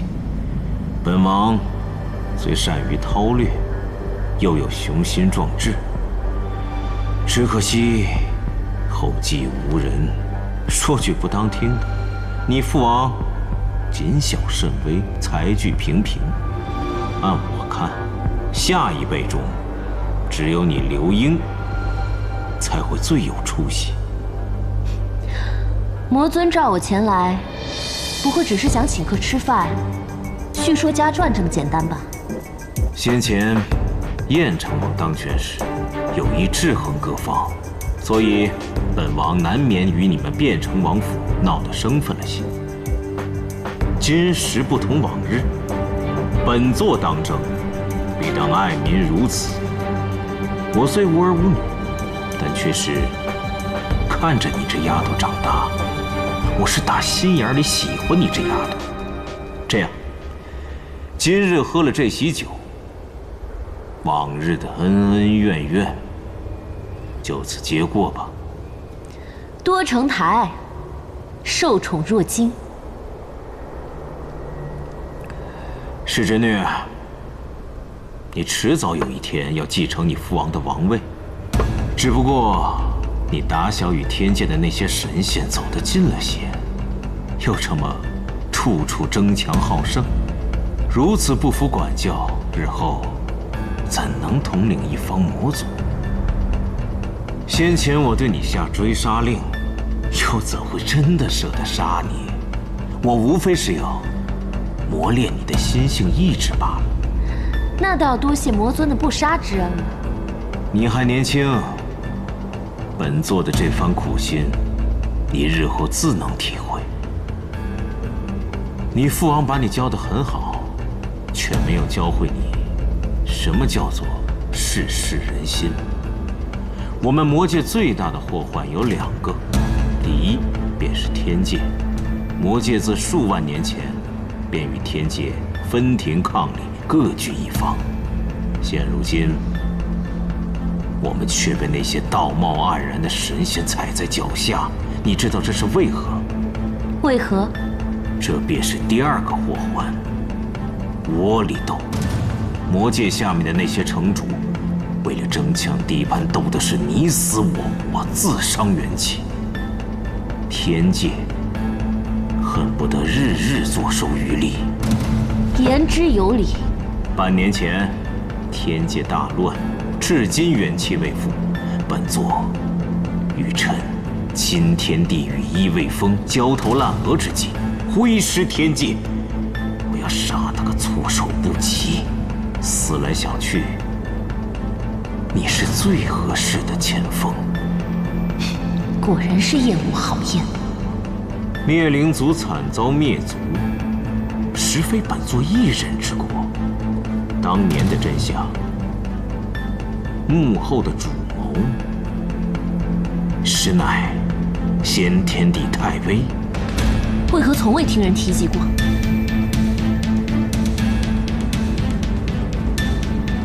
这是何物？此乃我和先天帝歃血为盟的文书，上面还有他的上神之血呢。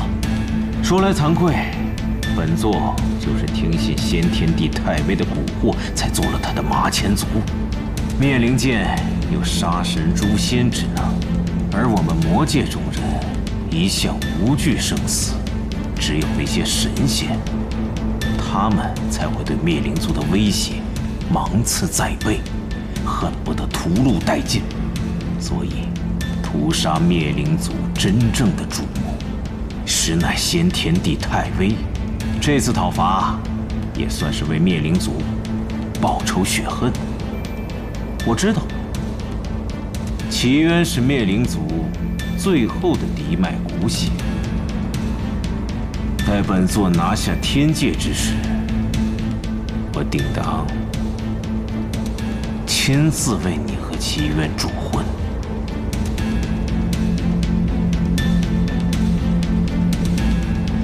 你信他说的吗？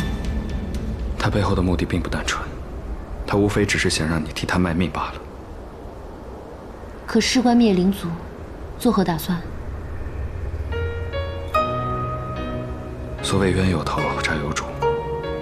既然顾成王参与了当年的灭族屠杀，他便难辞其咎。欠的债，迟早得还。自从凤兄死后，我是再也不相信天界那些上神了。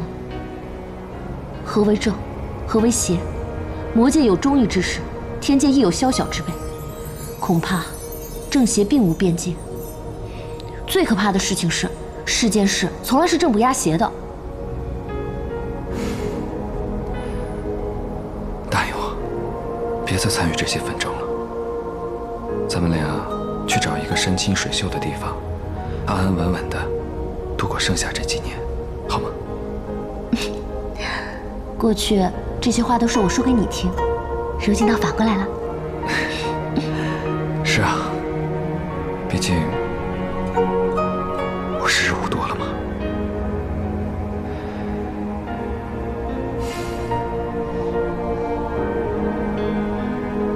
所以比起报仇啊，我倒更愿意和你平平静静、安安稳稳的度过这几年。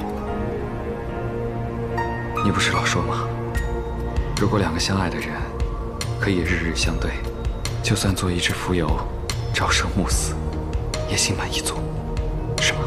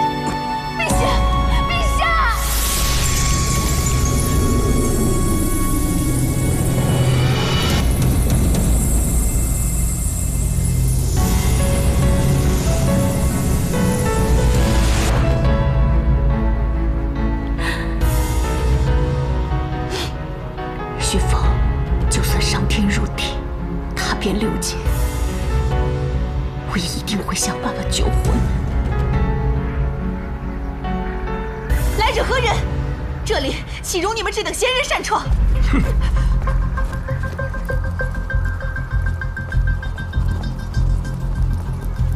公主，他们硬闯进来，我拦也拦不住。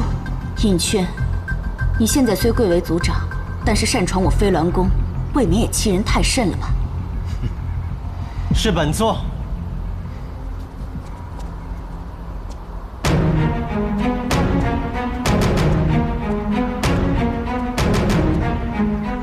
天帝陛下，穗禾公主还认我这个天帝吗？陛下大权在握，穗禾认与不认，对陛下来说又有何分别？穗禾公主倒是秉性未改，输人不输阵。也罢，若是连你也变得趋炎附势起来，本座倒是要不习惯了。陛下谬赞，不知陛下今日亲临，所为何事？查查你是否阳奉阴违，行叛逆之事。哼！神人无止，蒙蔽天地圣听。是非黑白，一查便知。陛下正在此处。陛下。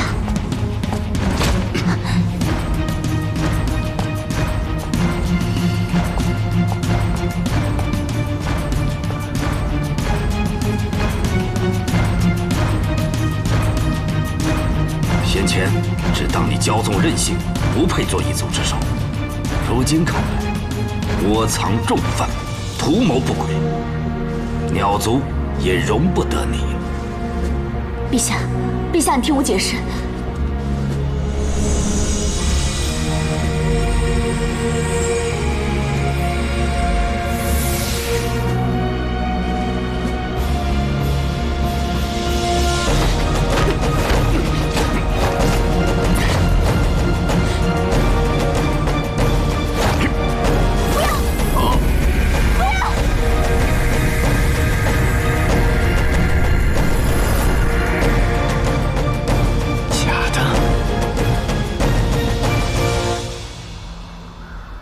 旭凤究竟在哪儿？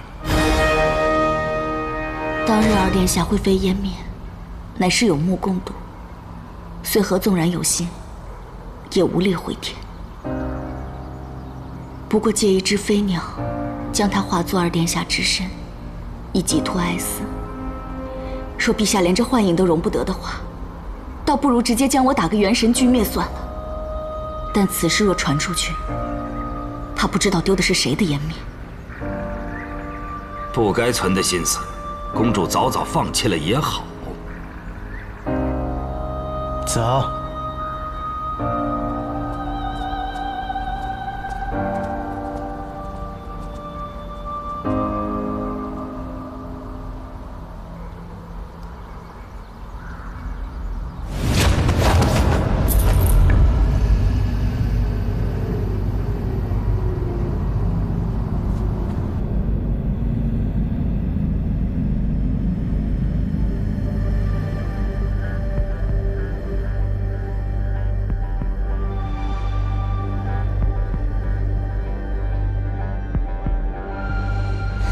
走。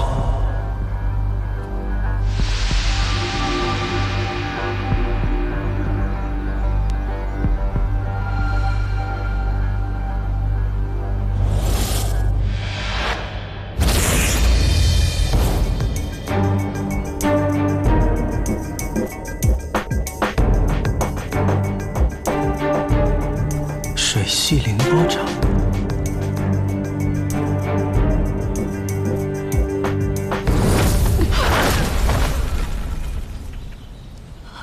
吃里扒外的东西，果然是你，公主，你在说什么？属下不明白。还想狡辩？我之前就疑心是你，一次次把我的计划给泄露出去。只有你知道我藏了旭凤，却不知那是假的。雀灵，我平日待你不薄，为何一再背叛我？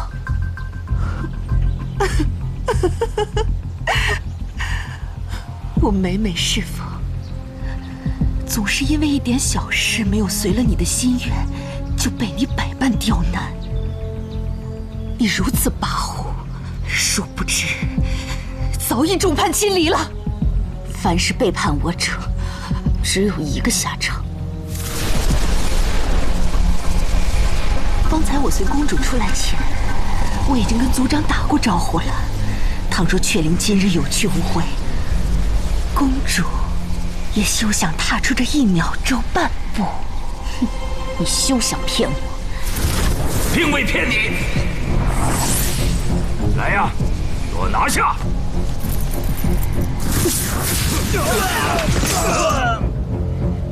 殷雀，今日这笔账我暂且记下，日后再跟你算。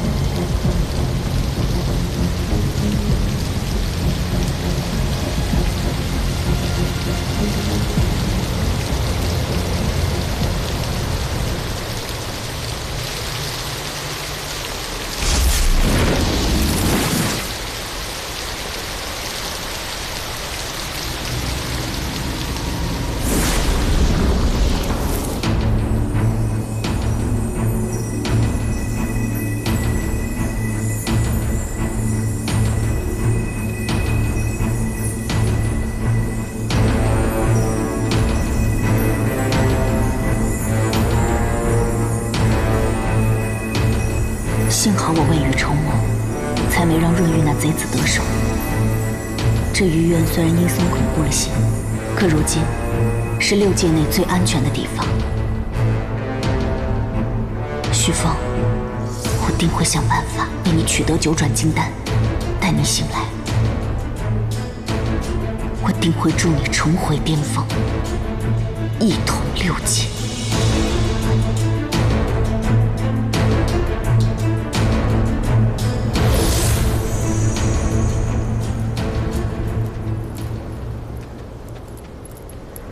天帝陛下，卞城王，请。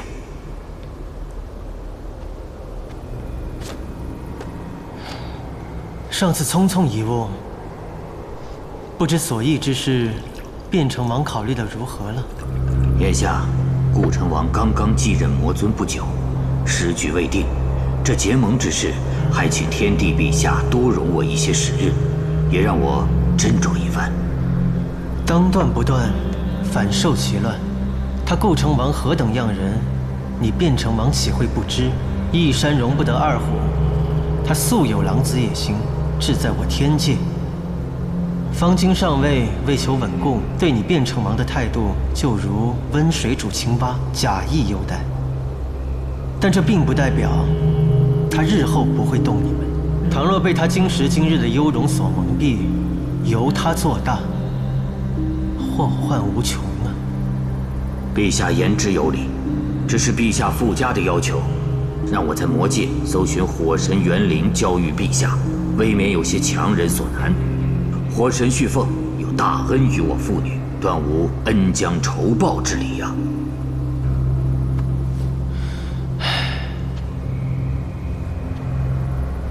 续凤有恩于你，想必卞城王若知道续凤的下落，定会相助于他吧？陛下，逝者已矣，本王并不认为续凤还有元灵存于这世间，更遑论存于魔界呀。是啊，逝者已矣，续凤他早已生死神灭。本座要的不过是卞城王的友谊。我不希望你我双方的结盟当中存在任何隐患，这其中自然也包括续凤。我先前便知续凤与你们交好，刘英与续凤有八拜之交，她自然也算是我的妹妹。刘英与续凤有八拜之交，她自然也算是我的妹妹。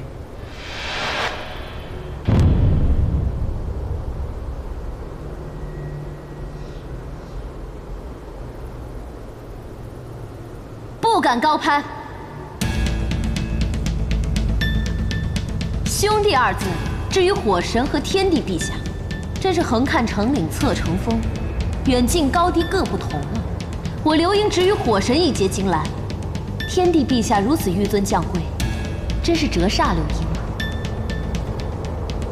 本座所倡之意，关乎天魔两界大局，还望卞城公主放下私怨成见，鼎力促成此事。你们的大局大计、阴谋阳谋，刘英不懂。我只知道，我父王遭顾成王陷害，身陷囹圄之时，你们天界诸神个个无动于衷，只有我凤兄，虽被先天帝禁足，却仍然设法脱身前来相助，此恩没齿难忘。我刘英早在忘川河畔发过毒誓，此生绝不会做一丝一毫对不起凤兄之事。而天帝陛下却让我们去忘川搜寻凤兄的元灵交予你，实在是陷我们于不义啊！公主仁义，本座实在是佩服，只是不知公主的仁义能否换回顾城王的仁义。如今看来，你们天界尽是些不忠不孝、不仁不义的无耻之徒，臣夺军权，弑父杀兄弟，乃家常便饭。大胆！哎，刘英，这还轮不到你说话，出去！破军新君，如果我没记错的话，你是我凤兄慧眼识人，一手提拔上来的心腹大将。我凤兄罹难，新君另觅他主，一路高升，真是可喜可贺啊！我魔族王女，行事一向血腥，耻于和你们这群伪君子为伍。住口！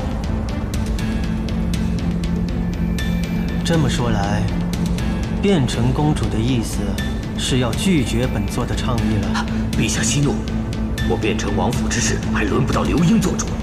结盟可以，我刘英只求公平。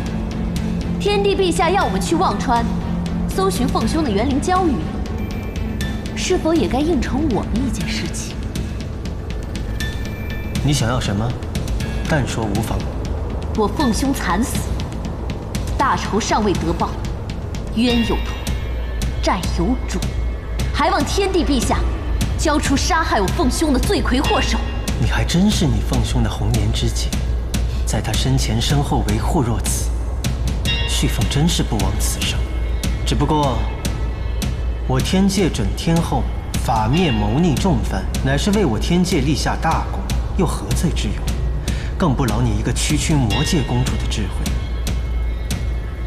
变成王，看来流英公主自信能与顾成王一较高下，那本座便拭目以待了。走。谋逆重犯，究竟是谁谋逆？大家心知肚明。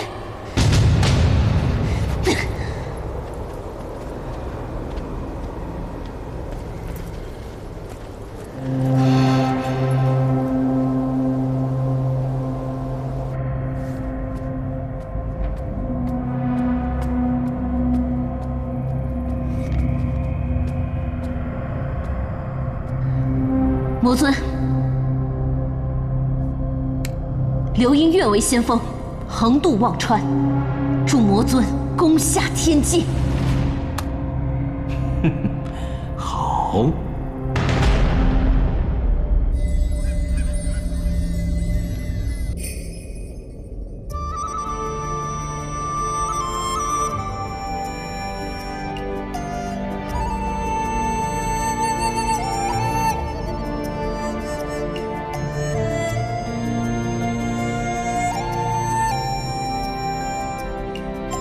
花开了，我就画画；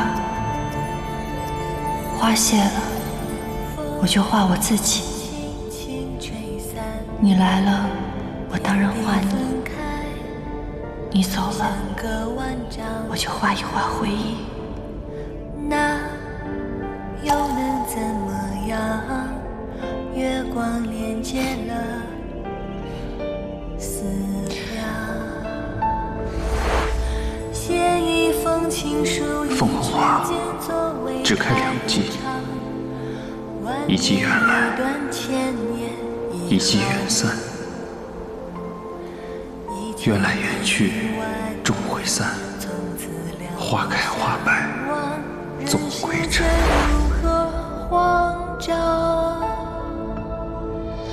我在情书里找到没声相遇的地方，我会在那里等待，一起看斜阳。我在情书里找到没声相爱的地方，我会在那里歌唱，走着月光。姑娘，你又来了。看姑娘健步如飞，已无大碍。姑娘，你何不放下执着，怜取眼前人？说来可笑，有时眼前人未必是心上人。直到我亲手杀了他以后，才知道，原来我心里一直爱着的只有他。姑娘如此执念，老夫便说了吧。凤凰乃是不死之鸟，生就7魂8魄，多出一魄留作涅槃之用。姑娘若能找到他留存的那一魄，佐以太上老君的9转金丹，或许还有一线生机。你说的可是真的？只是那金丹万年才得其一，此事恐怕不会一帆顺遂。没关系的，只要有一线希望，我断然不会放弃。锦觅就此别过，老翁保重。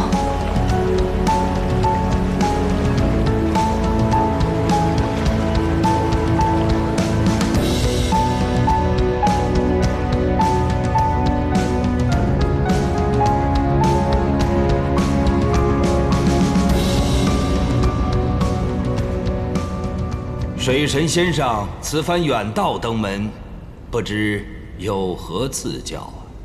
小神素闻老君炼就的仙丹乃是天界异宝，小则可以使人化腐生机，大则可以使人凝气聚魂。另外，小神听闻老君炼得了3颗9转金丹，它们可以使人回仙魂，延神命。此丹之效，并没有水神先生说的那么神奇，只不过世人以讹传讹，夸大其词罢了。须知神有7魂7魄，何为49周天？除非尚有1魂1魄，或者是肉身尚在，服了我这金丹，恐才会有一定的功效啊。水神先生想要我这金丹，莫非是要将仙水神唤回？恕老夫直言，仙水神元灵肉体尽失，即便是用了我的金丹，也是回天乏术啊。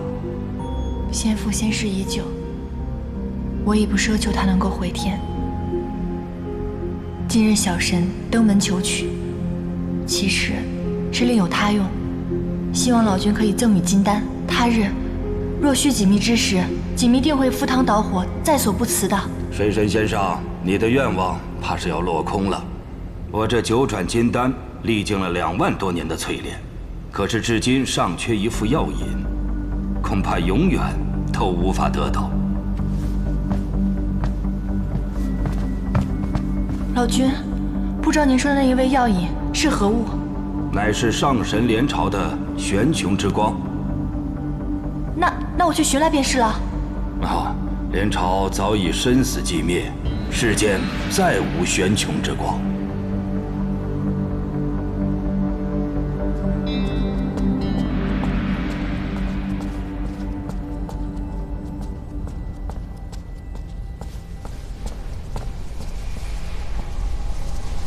陛下，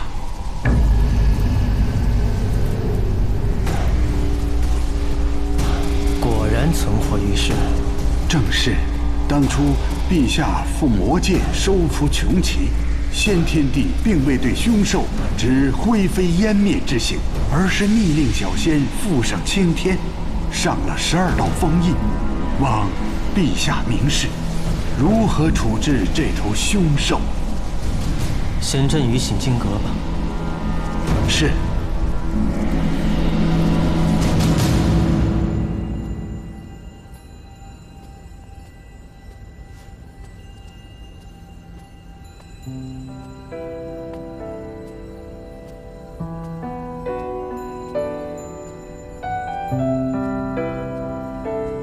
蜜儿，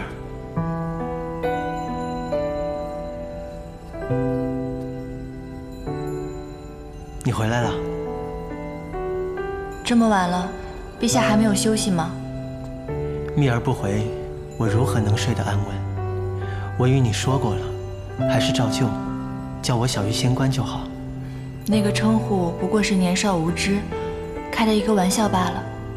如今陛下已经贵为天帝，再那样称呼，似乎不太妥当。听说蜜儿今日去兜率宫向老君求取金丹。对啊，不过是随便逛逛罢了。不知蜜儿要这9转还魂金丹做什么？我命里待灾，所以想求一颗金丹保身，以防不时之需嘛。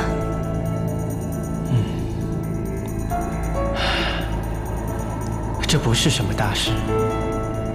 蜜儿想要什么，尽管跟我说便是。好，我知道了。时候不早了，陛下还是早点休息吧。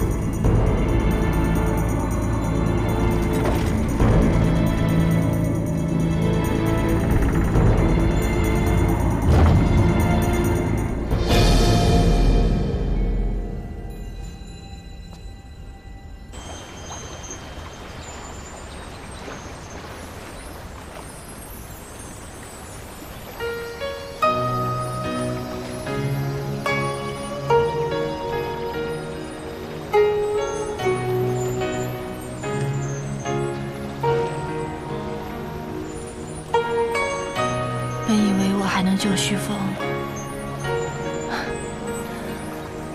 没想到老天根本不给我这个机会。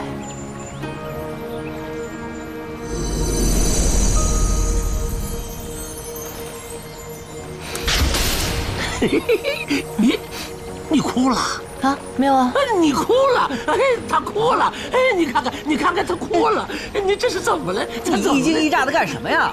真是白长了这么大年纪。左右啊，不过是这天下第一忘恩负义之人，掉了几滴眼泪而已，有什么稀奇的？狐狸仙，其实凤凰他还活着。你可知道上神连朝，他如今不在世上了吗？若有了他的玄穹之光，或许救回凤凰还有一丝希望。连朝，那不是红红和先天帝的兄长吗？你此话当真？我亲耳听到的。唉，真是可悲可叹。可怜我这大哥，生生世世都要被屠瑶母子所累，如今却让我单珠，该做如何选择？哎呦，红红，你此话何意呀？其实，我大哥还活着。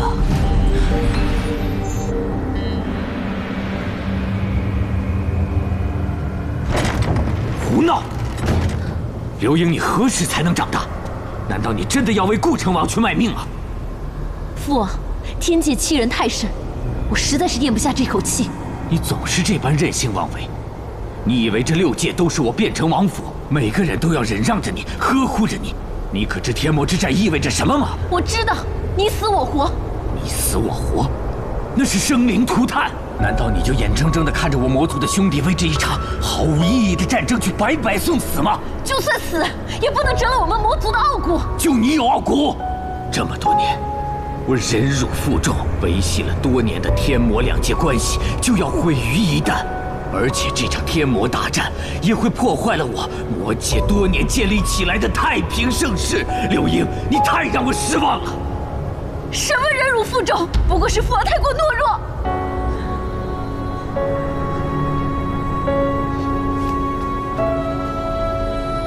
连朝还活着，哎呀，他当年不是已死于天魔大战？哎，连朝啊，始终是我们的兄长。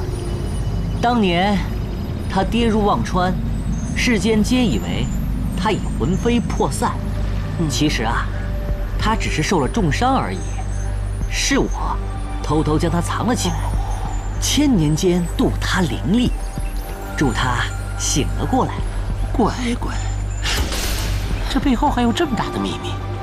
太上老君告诉我，若能找到连朝，得到玄穹之光，就可以炼成9转金丹，这样的话就能救回凤凰。我知道，我明白，我们现在这样贸然去向狐狸仙的大哥讨要其至宝，于情于理都不合适。可是只要能救回凤凰，我做什么都可以，哪怕他有我的元神，我也可以给他。你当真愿意为了凤娃，不惜一切代价？若不能救回凤凰，寻回所爱，我要这躯壳有何意义呢？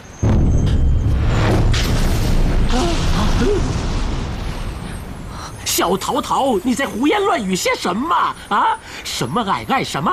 你怎么会懂得爱？你根本不可能爱上任何人的。你出生便被服下允丹，一辈子注定是要断情绝爱的。什么允丹？对，好像什么允丹。红红，你真是上了年纪了，你都耳背了。哎呦，老夫这耳朵再怎么聋了，就照刚才你那嗓门，我也听得一清二楚了。嗓门，你快说，什么允丹？什么断情绝爱？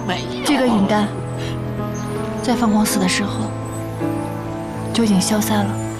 小桃桃，啊，什么？消散了？谁告诉你的？哪一位方主告诉你的？啊！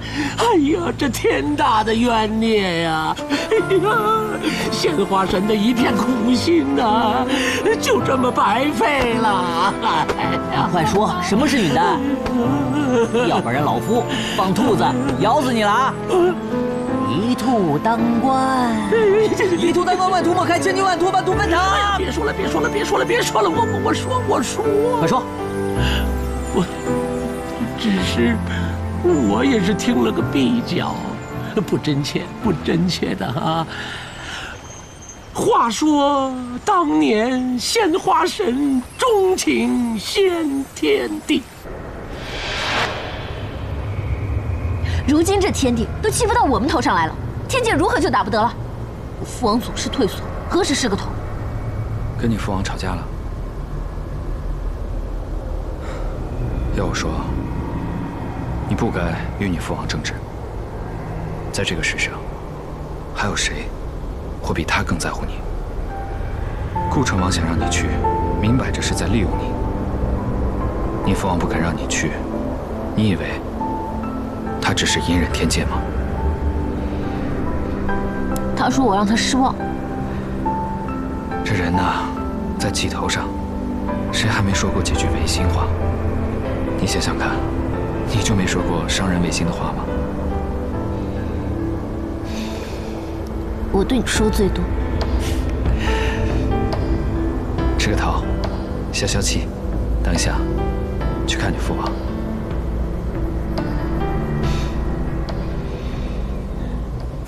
岂知啊，岂知！岂知这允丹也绝不尽这万毒情丝，你竟还是爱上他了，爱到这允丹都破碎消散。人有命理，神亦有，一切皆是命中注定啊！我月下仙人掌管姻缘情爱10几万年，竟然从未听说过有此种决绝之物，真是闻所未闻呐！怪不得他先前一副情之未开的样子。只是可怜了我这凤娃，死得不明不白呀！罢了罢了，老夫我还是陪你走这一遭。但是，我大哥连朝愿不愿意献出玄穹之光，那便要看缘分了。多谢狐狸仙。那你可知连朝先生现在身在何处吗？1秒洲的蛇山之巅。蜜儿啊，蒲之君，你拦这里做什么呀你？蜜儿，原来你会了花界啊！怪不得我上天界找了你一圈都没找到你。你是不是已经决定离开天地，投入我的怀抱了？言佑，如今蜜儿心系凤娃，你就不要捣乱了。真是，哎，那凤凰不是灰飞烟灭了吗？凤娃现在还尚有一丝生机，但是能不能复活，那便要看我们此去蛇山的结果。哇，我觉得我错过了好多故事啊。我日后再跟你细说吧。现在我跟狐狸仙要去蛇山了。哦，就是那个仙魔都不敢入的凶险之地。你一个人去，受伤了怎么办？不行，我和你们一块去。我也要去。哼，你那点灵力啊，就别凑热闹了。你又要撇下老夫一人，这忒不仗义了。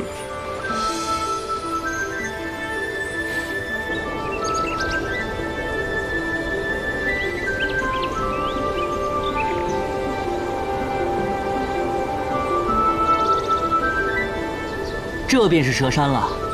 此地不仅会压制灵力，而且寻常法术在这儿根本没有用，更别提什么腾云驾雾之术了。而这条小路啊，便是通往蛇山的唯一之路。不能施展法术，就这么生生爬上去啊？怕是2条腿都要废了。更何况这条路上还有各种毒蛇猛兽吧？美人，你当真要上去啊？哼，你要是怕了，便在此处等我们。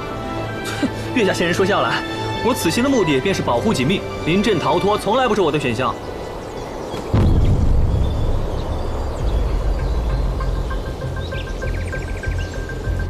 你说什么？水神入了蛇山？你可看清楚了？属下看得清清楚楚。这水神上蛇山做什么？天帝如此爱护水神，此事我得尽快禀报天帝才是。你立刻随我上一趟天界。是。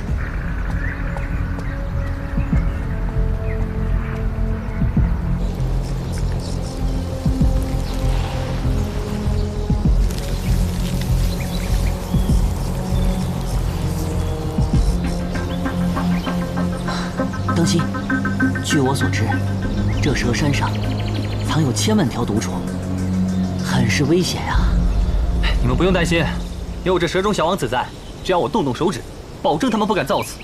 我大哥连朝啊，天性不喜欢生人靠近，复生之后便藏于此处。数万年以来，任何想要上蛇山的，无论是仙还是魔，都会葬身蛇口。因而，我大哥尚在世间之时，也无人晓得。这废天后与先天帝兄弟二人之间那段往事，数万年来众说纷纭，6界私下流传着数个不同的版本，个个都是香艳离奇的很。不知月下仙人可知其中真相啊？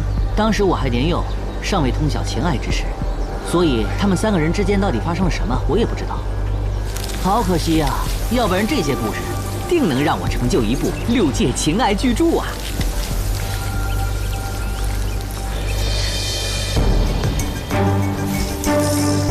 小心！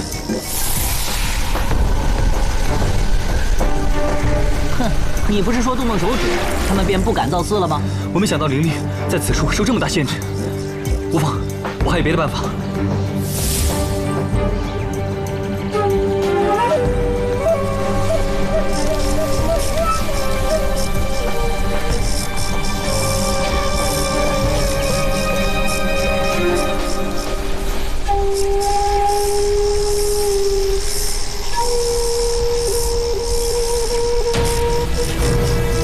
这些蛇啊，皆有灵性，恐怕一般招数难以对付。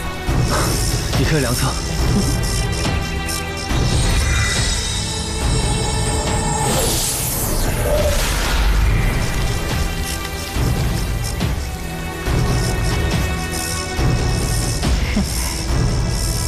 老夫啊，给他们牵条红线，让他们忙点别的事儿。厉害，高招，佩服！别耽搁，快走！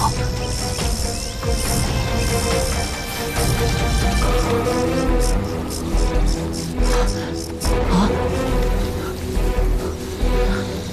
地下仙人，快放红线！红线已经用完了呀！那便只好与他们拼了。今天我倒要让他们看看我这蛇界小王子的厉害。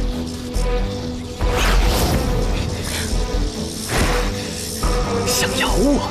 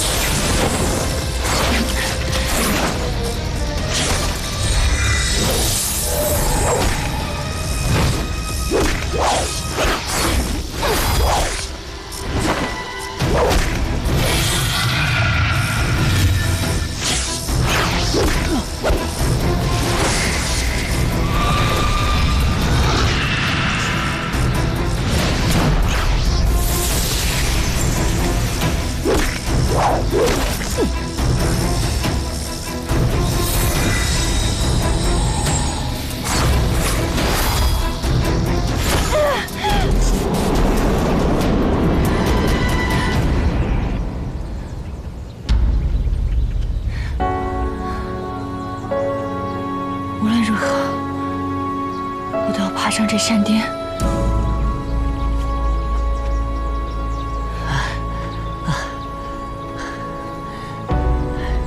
你觉不觉得今天有些不同了？长大了吗？严友军啊，你屁股怎么了？是不是受伤了呀？没事儿，不过被那些小蛇咬了一口，想必是条母蛇，羡慕我蛇身时的潇洒身姿。可是这些蛇是有毒的。哎，不打紧，我的真身可是蛇啊，它那些毒伤不到我的。哦。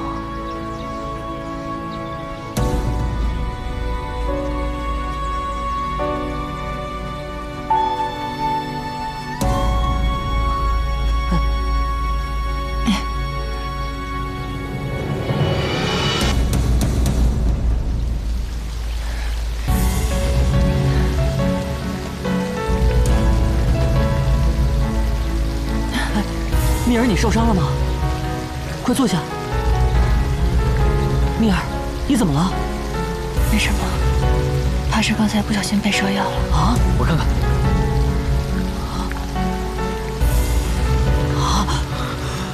这不好，这灵蛇之毒会反噬神仙的灵力。这可如何是好啊？没到山巅之前，我是不会让自己有事的。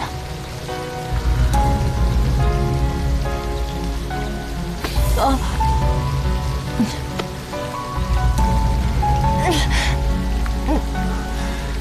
蜜儿，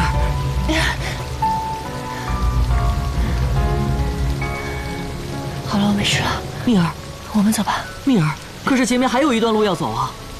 我背你吧。我自己可以走。自从那凤凰死后，无论我再怎么逗他，他都不会再露出笑颜。看来这一次真的是伤心欲绝。嗨，这都是他呀，咎由自取。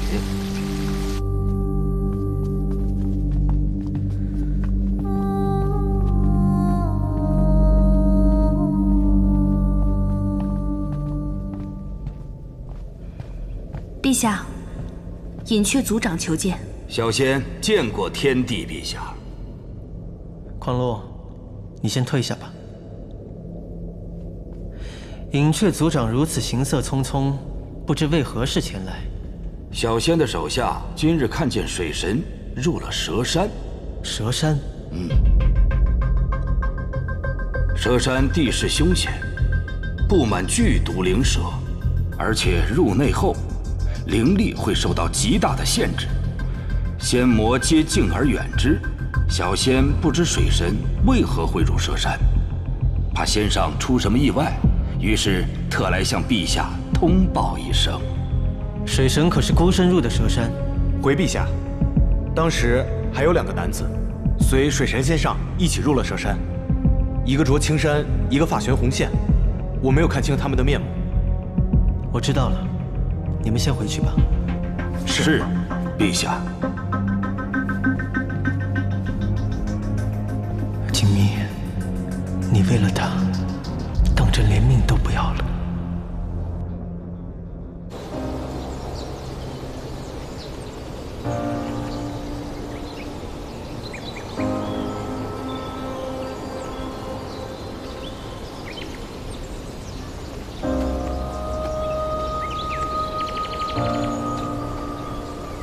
锦觅，还是我背你吧。不用，我自己可以。凤凰，无论你在哪里，我定会救你回来的。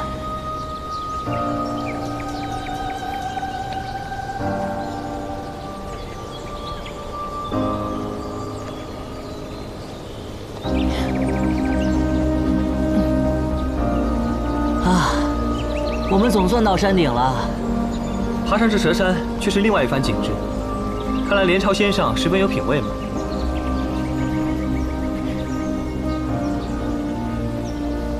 哎，蜜儿，就在前面。好。来者何人？啊，大哥。丹珠，怎么是你？事情便是这样的，太微灭道，徒摇忧求，我是为了太微之子旭凤来的这一趟。先生，如果您可拿出玄穹之光救旭凤，锦觅愿倾其所有。徒摇，没想到数千年之后，我与你仍然有这般纠葛。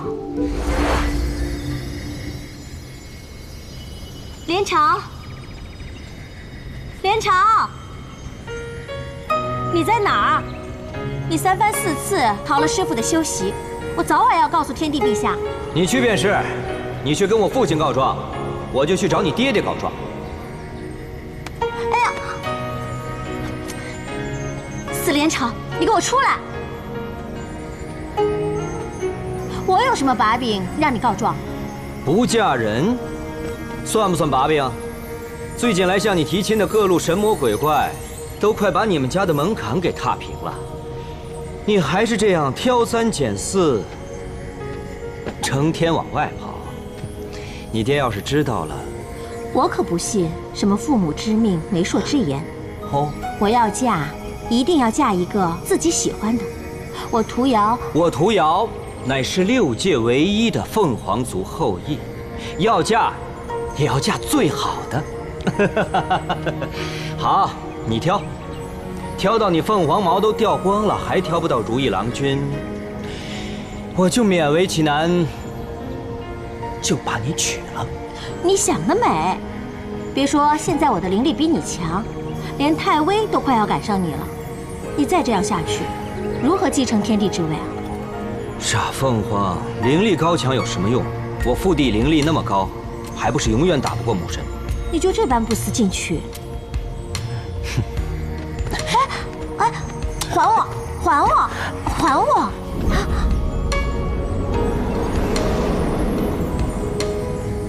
送我吧。哼，还帝凤灵是我们凤族最重要的东西。你若是能够得到世界上最绚丽的东西，那我就送给你。你这是诚心为难我？你明知道我天生不变颜色，不过只要是你想要的，我必然会双手奉上。好啊，一言为定。听说魔界的燕城王灵力高强，此番交战一定要小心。你这么担心我？平时啊，你比剑都会输给我，我自然担心。放心吧，我定要打个胜仗给你看看，叫你以后再也不敢小看我连朝。你若真能得胜归来，再说大话吧。一场天魔大战，我几乎殒命忘川。我如何也不会想到，太微为了天地之位，竟与魔尊的手下顾城王勾结，欲将我置于死地。丹珠将我救回后，我昏迷多年。我醒来时，屠瑶却成了天后。我回来了。你还活着？你嫁给了太微。你可知当初是他与顾城王勾结，将我置于死地。他为夺帝位，不惜杀兄，不忠，不义，不仁。你莫被他蒙了双眼。随我走吧，我们可以寻一片依山傍水的清幽之地，只你我二人逍遥度日。当初我以为你已经死了，就在我万念俱灰之时，是太微给了我温暖，他还封了我天后之位。如今我也已经有了他的骨肉。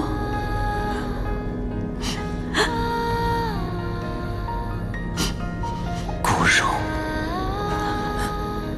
你可幸福？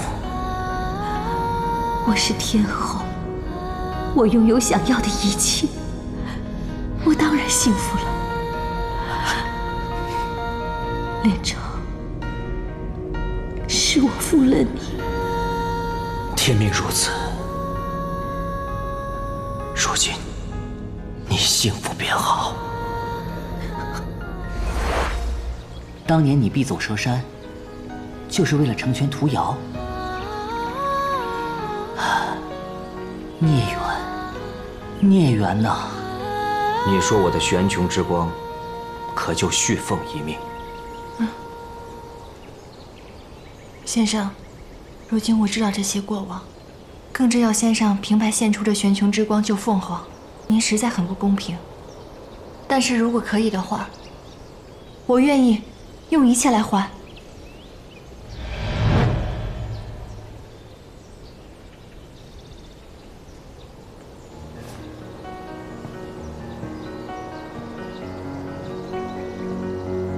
我生就不变颜色，你若把你眼中的万千颜色赠予我，我便允你玄穹之光。你可愿意？锦觅可是花神之女，日后是要掌管花界的，要是看不见颜色，那可如何是好？我愿意。锦觅，如果没了颜色，你的日子可就暗无天日了。对呀，锦觅，你再考虑考虑。先生，锦觅自幼被母亲种下允丹，从此断情绝爱，直到那日受人所爱，允丹消散，我才知道爱是什么。倘若旭凤不在了，就算这世间姹紫嫣红，于我而言，又有何意义呢？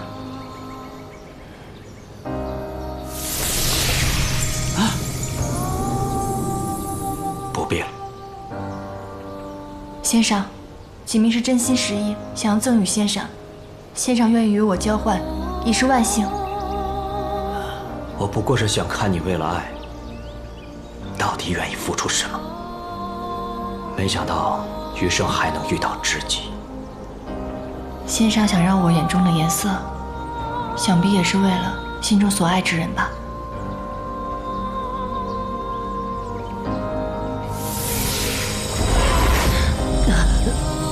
这便是玄穹之光，世上无容器可承载，即便是灵力高强的上神真身，最多也只能承托3个时辰。我来，蜜儿，屠瑶，这是我能为你做的最后的事。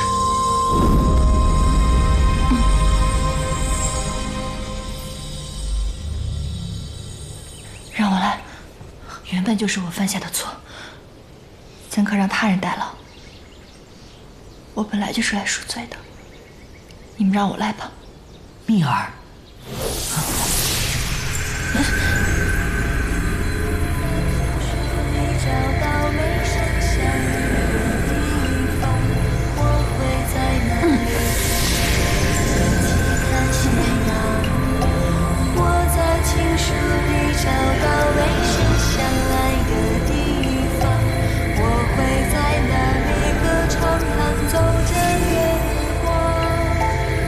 世间还有和我一样的傻子。种下一朵红莲，把时光燃烧。我在情书里找到没生相爱的地方，我会在那里歌唱，弹奏着月光。蜜儿，没事。锦觅不完成连朝先上的心愿，则于心不安。先生，没想到所有的颜色汇集于一处，竟是没有颜色。大音希声，大象无形。世上最绚丽的，便是最简单的。屠瑶，你可想到了？大哥，你没事吧？姑娘，可否拜托你一事？先生请说。将这颗珠子送与屠瑶。我想将我们的过往封存在这万千绚丽之中，陪伴他最后的岁月。先生放心，锦觅定不会辜负先生所托。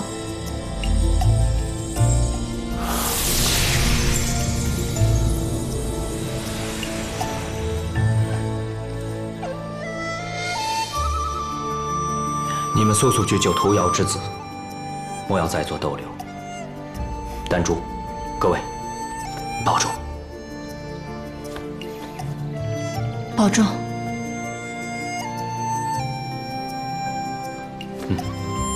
走吧。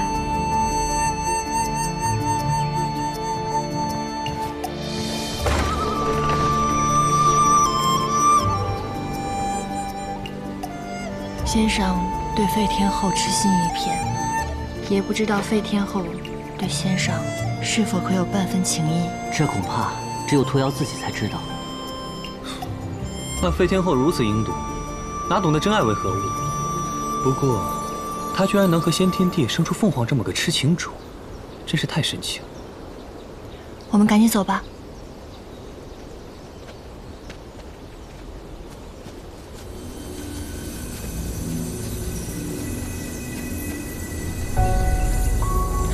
怎么回事啊？怎么会这样？这蛇山乃是大哥的元神所化，如今蛇山消散，便说明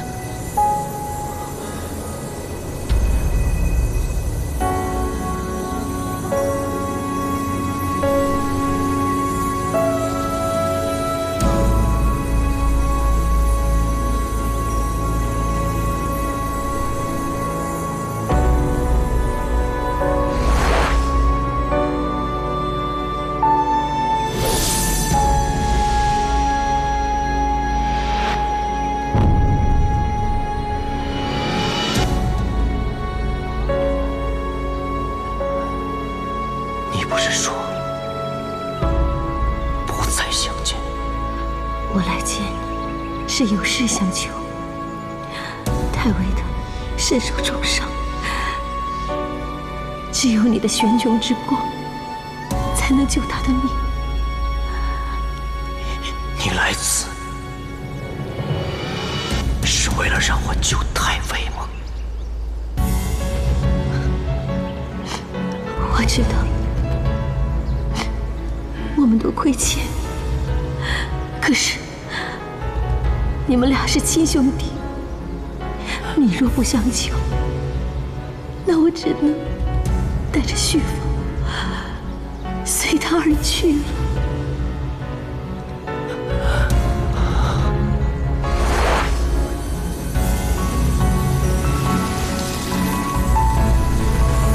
不过是取了玄穹之光，大哥为何会元神消散？难道屠妖？这是我能为你做的最后的事。大哥，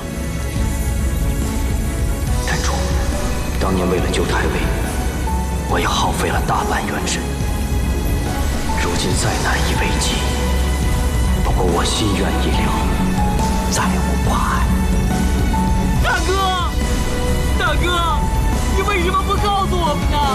不行，我要把这个还给先生。来不及了，放开我！这是大哥的选择，这样对他来说未尝不是种解脱呀。可是，我们的灵力已经不再受限了，快走吧，我们这边飞下山去吧。走吧。锦觅，我没事儿，可能是蛇毒犯了，暂时无法运功了。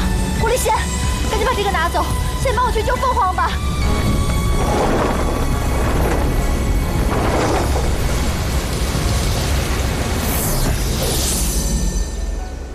蜜儿，你没事吧？无碍，只是灵蛇之毒。美人，我先走了，改日再来找你玩。你要是想见我的话，可以随时召唤我。小锦觅，老夫也走了。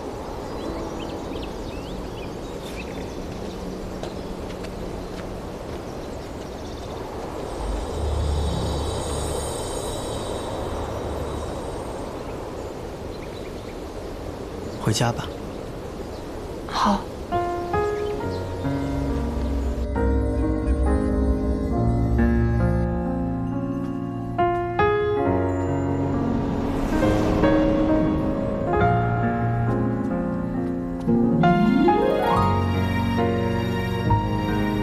玄穹之光注入丹炉了。看来天意都在帮你，帮他，亦在帮我。若真复活了他，你便得偿所愿，我也不必日夜替你担心。那个无忧无虑的锦觅，也应该回来了吧？方才我听叔父说了些大伯的事情。大伯一生痴情，你既见了他，为何还不懂我？我倒是挺羡慕他的，这一生能够如此真切的爱一场，便不枉此生吧。蜜儿，你须知道，你为他所做这一切，他并不会感激你。我无需他感激，这本是我欠他的。那我呢？我们的婚约呢？陛下，太子先生带来忘川前线急报，我先回去了。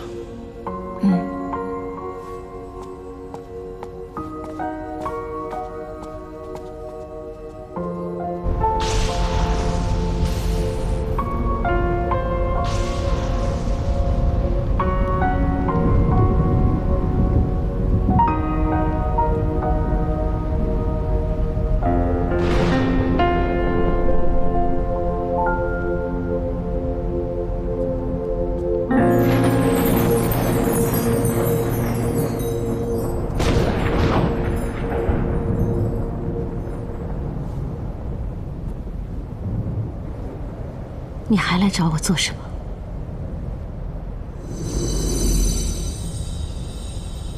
这是连朝先生让我交给你的。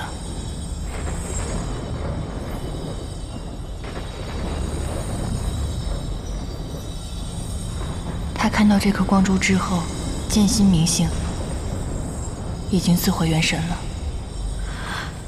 连朝，这颗珠子融合了世间万千颜色。是你要的世间最绚丽之物，他宁愿牺牲自己，也要为你求得此物。你怎么这么傻？我当年只不过随口一说。还地凤灵是我们凤族最重要的东西，你若是能够得到世间最绚丽的东西，那我就送给你。你这是诚心为难我？你明知道我天生不变颜色。不过，只要是你想要的，我必然会双手奉上。连朝先生，一生痴情于你，你可曾后悔过你的选择？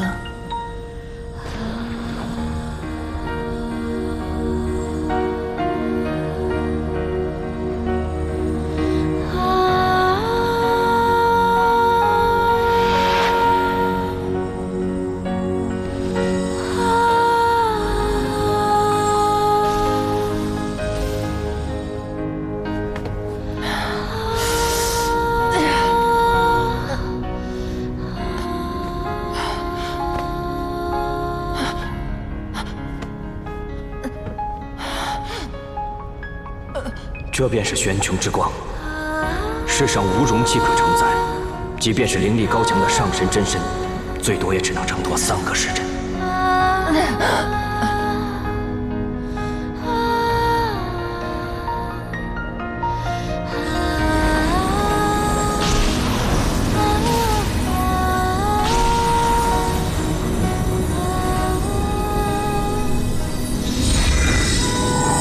屠瑶。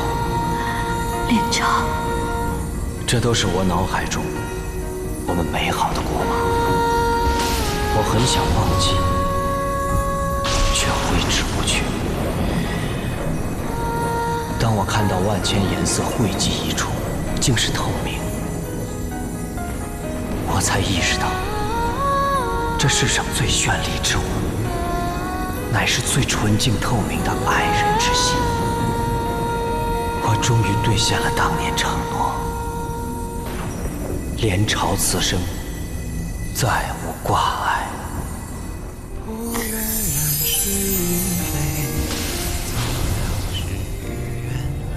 我想要的最绚丽的东西，只不过是至高无上的权力。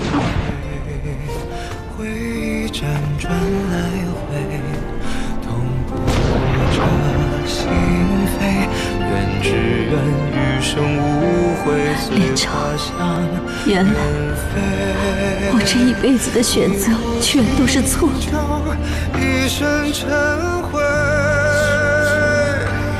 ，1年来回，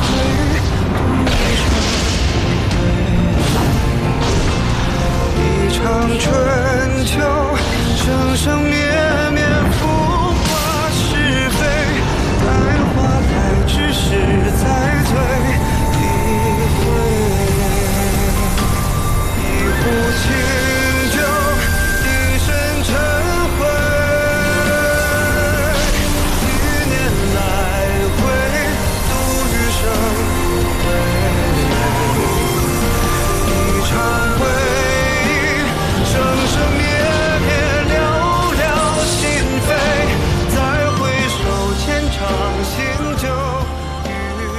禀陛下，顾成王如今在魔界的势力日益巩固，他近日正在积极集结兵马，其目的就是趁陛下登位不久，向天界开战。此次魔界何人领兵？变成公主。刘英。刘英竟会为顾成王出战，他为了续凤，可真是不管不顾了。现在魔界已经在积极地往忘川调兵，在我看来，这场恶战怕是免不了了。你速调兵前去忘川，与破军会合。若魔界有任何异动，不必客气。是，陛下。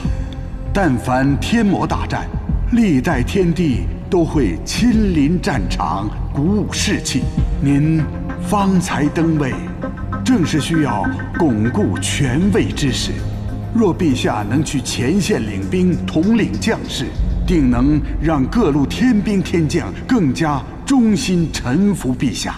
本座明白，你先退下吧。是。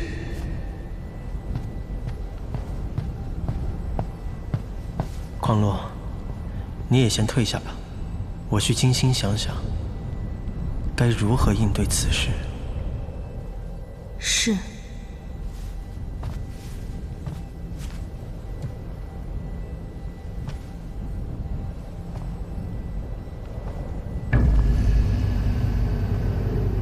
陛下，水神仙上心心念念那9转金丹，求不求得皆是天意。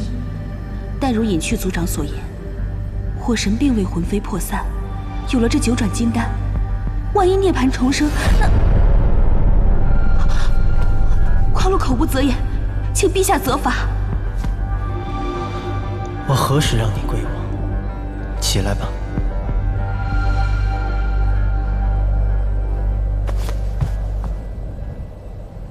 谢陛下。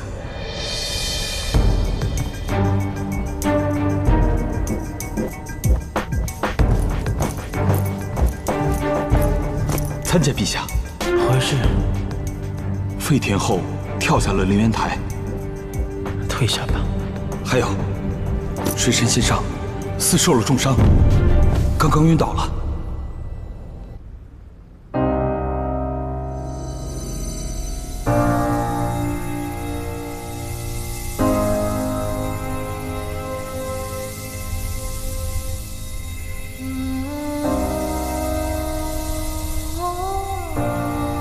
怎么会这样？老夫也不知啊，这玄穹之光竟需要水神仙上的真身来成。这烈光之下，恐怕早已融了自身。现在，就算是以灵力相护，恐怕也只能是护得片刻。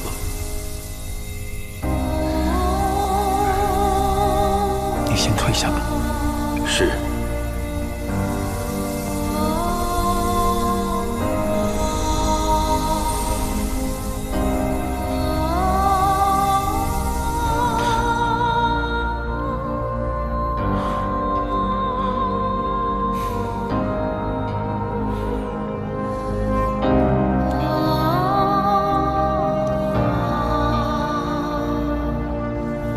米儿，我定会找到法子救你。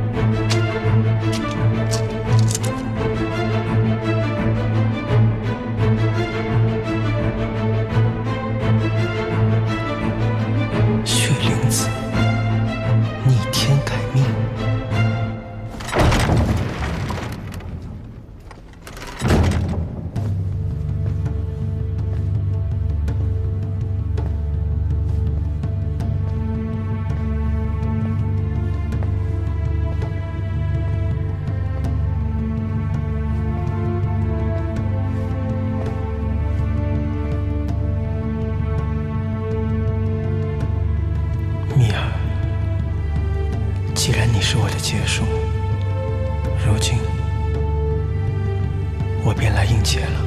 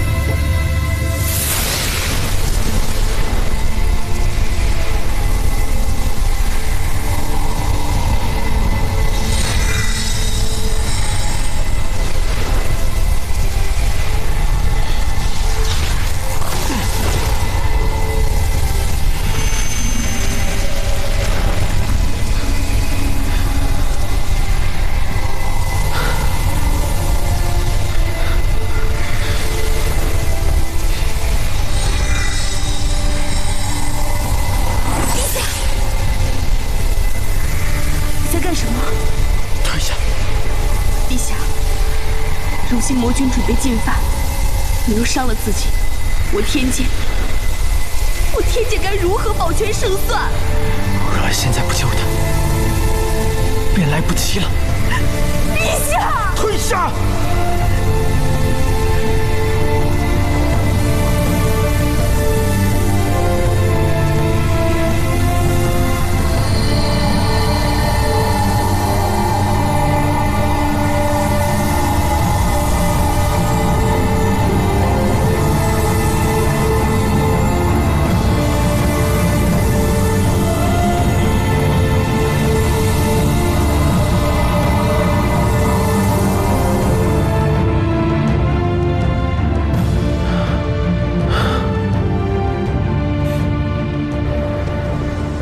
真的要为顾成王打这一仗？我不是为了顾成王，我是为了凤兄，为了魔界，为了这口气。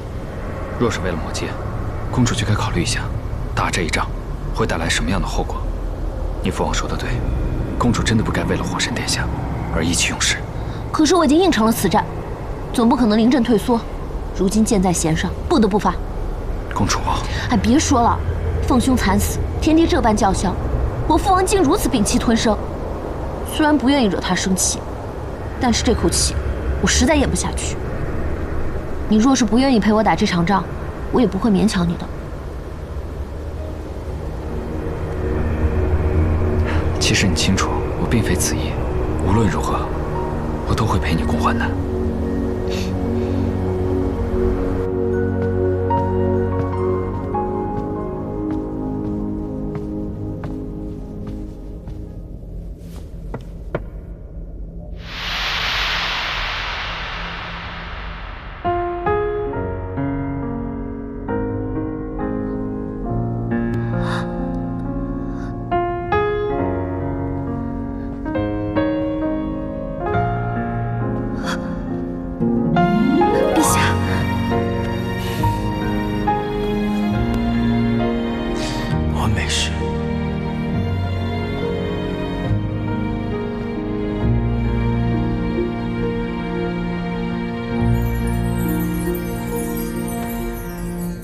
陛下，你可是用了？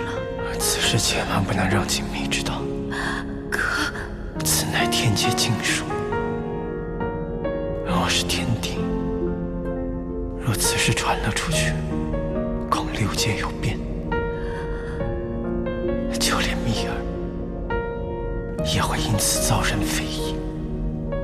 记住，此事万万不能让人知晓。明白吗？光禄明白。陛下，喝了这碗汤药，补补身子吧。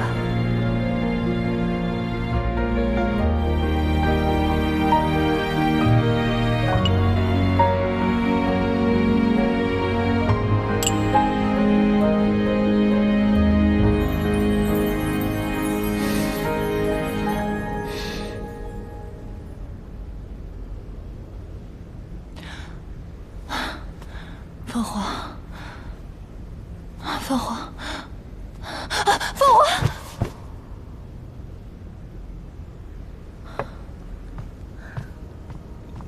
先生，你醒了。匡禄，我这是……昨日先生将玄穹之光注入到九转金丹后，因为身体承受不住玄穹之光的威力，受了伤。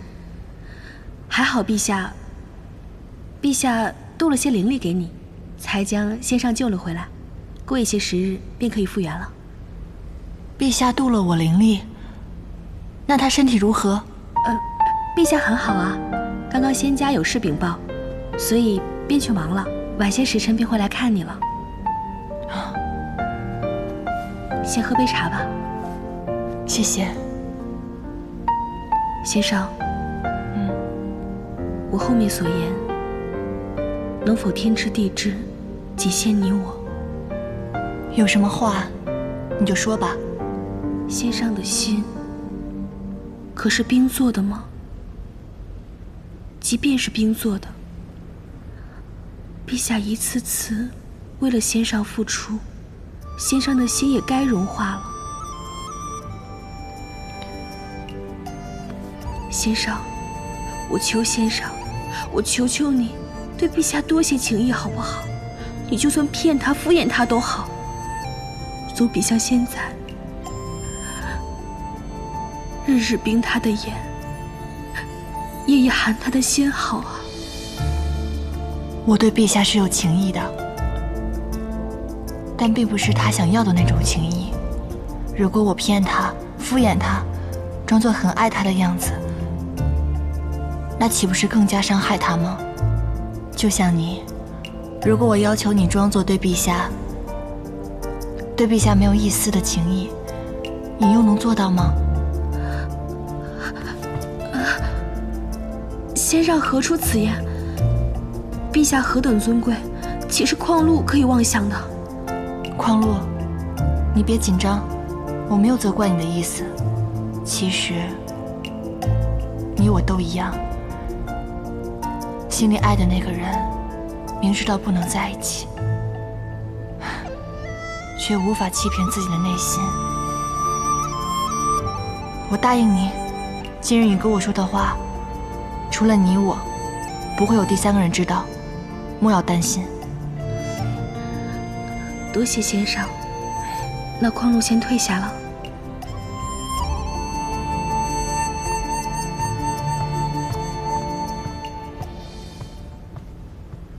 昨日我被玄穹之光所伤，今日却完好如初，怎么会恢复得这么快？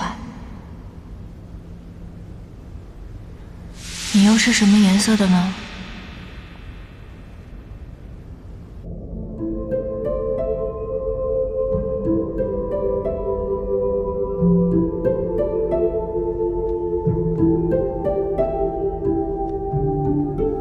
陛下，他醒了吗？我与他说，陛下伤势无碍，与人议事去了，晚一些便会去看他。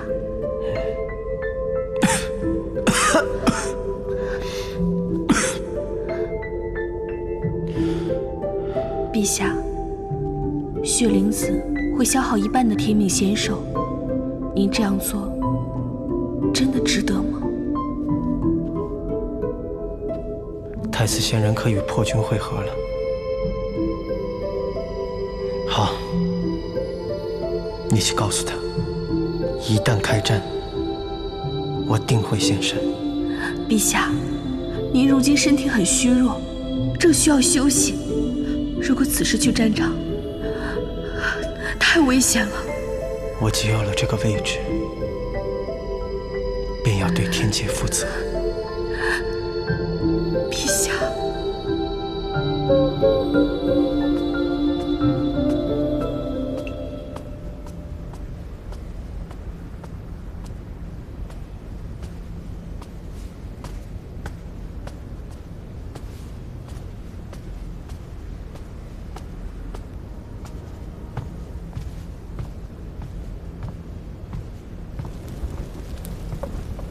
太上老君，水神先生，昨日几乎是回天乏术，怎的竟然这么快便恢复了？回天乏术，如此严重？那可是太上老君此处有何丹药治愈了我？水神先生，老夫这并无什么丹药可以医治玄穹之光的伤。那可是有什么其他的法子？老君可是想到了什么？上古洪荒时有本书叫《孟陀经》，上面记载了各种禁术。老夫好像依稀听说过，有一剂名曰血灵子，可以改天换命。不过什么？施术者须依书上所示，割开7处经脉，将体内的半数精元注入到血滴之中，凝成血灵子，喂给伤者。然而施救者会因此损耗1半的天命仙手。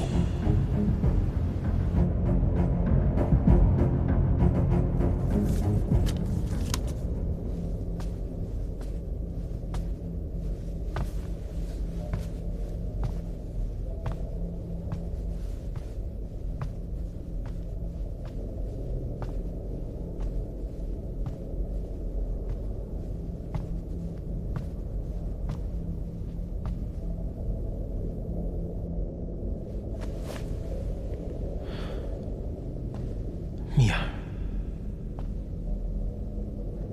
你很少来我房中，今日寻我何事？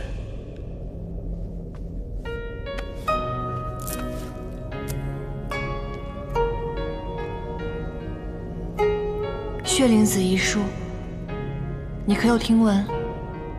若不是血灵子，你怎么会受伤？我又怎么会安然无恙呢？没有的事，你从哪儿道听途说的？我田忌怎会用如此歪邪之术？昨日你伤得并不重，我只是多了些灵力给你而已。好，既然你不承认，那我便去唤七皇仙官来。蜜儿，你是不是疯了？你知不知道如此一来，会折损你1半天命仙寿的？你若死了，我才会疯。血灵子乃是《孟陀经》里记载的禁术，前有异梦术，后有血灵子。你难道真的没有看过《孟陀经》吗？你是怀疑我让你误会了徐芳？就算是有人暗中搞鬼，想必也是那当初害死你爹爹的凶手。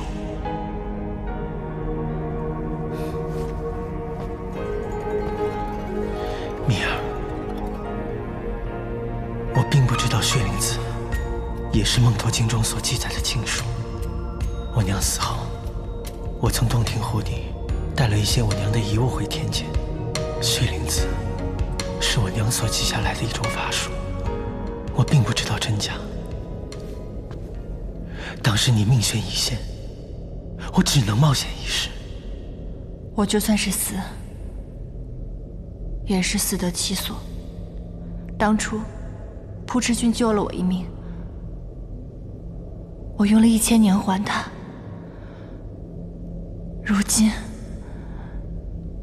今你把半条命都给我了，要我怎么还得起？我不需要你来还。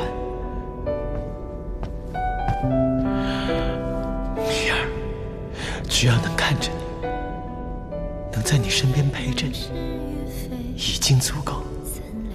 以前我拥有整片夜空，可是我依然寂寞。而如今我有了你，我已心猿意马。蜜儿，我只希望你能像从前一样，无忧无虑，快活自在。我希望你能像我初遇你时那样，你明白吗？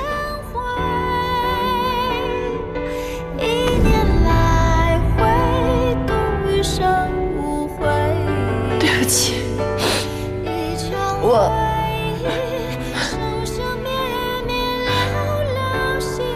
我心里只有许峰，我忘不了他，我很想他，我想他想到我的头发每一寸每一丝都是痛的，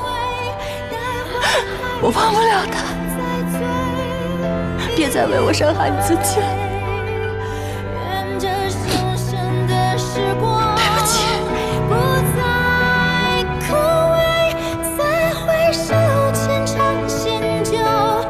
若哪天我也像他那样，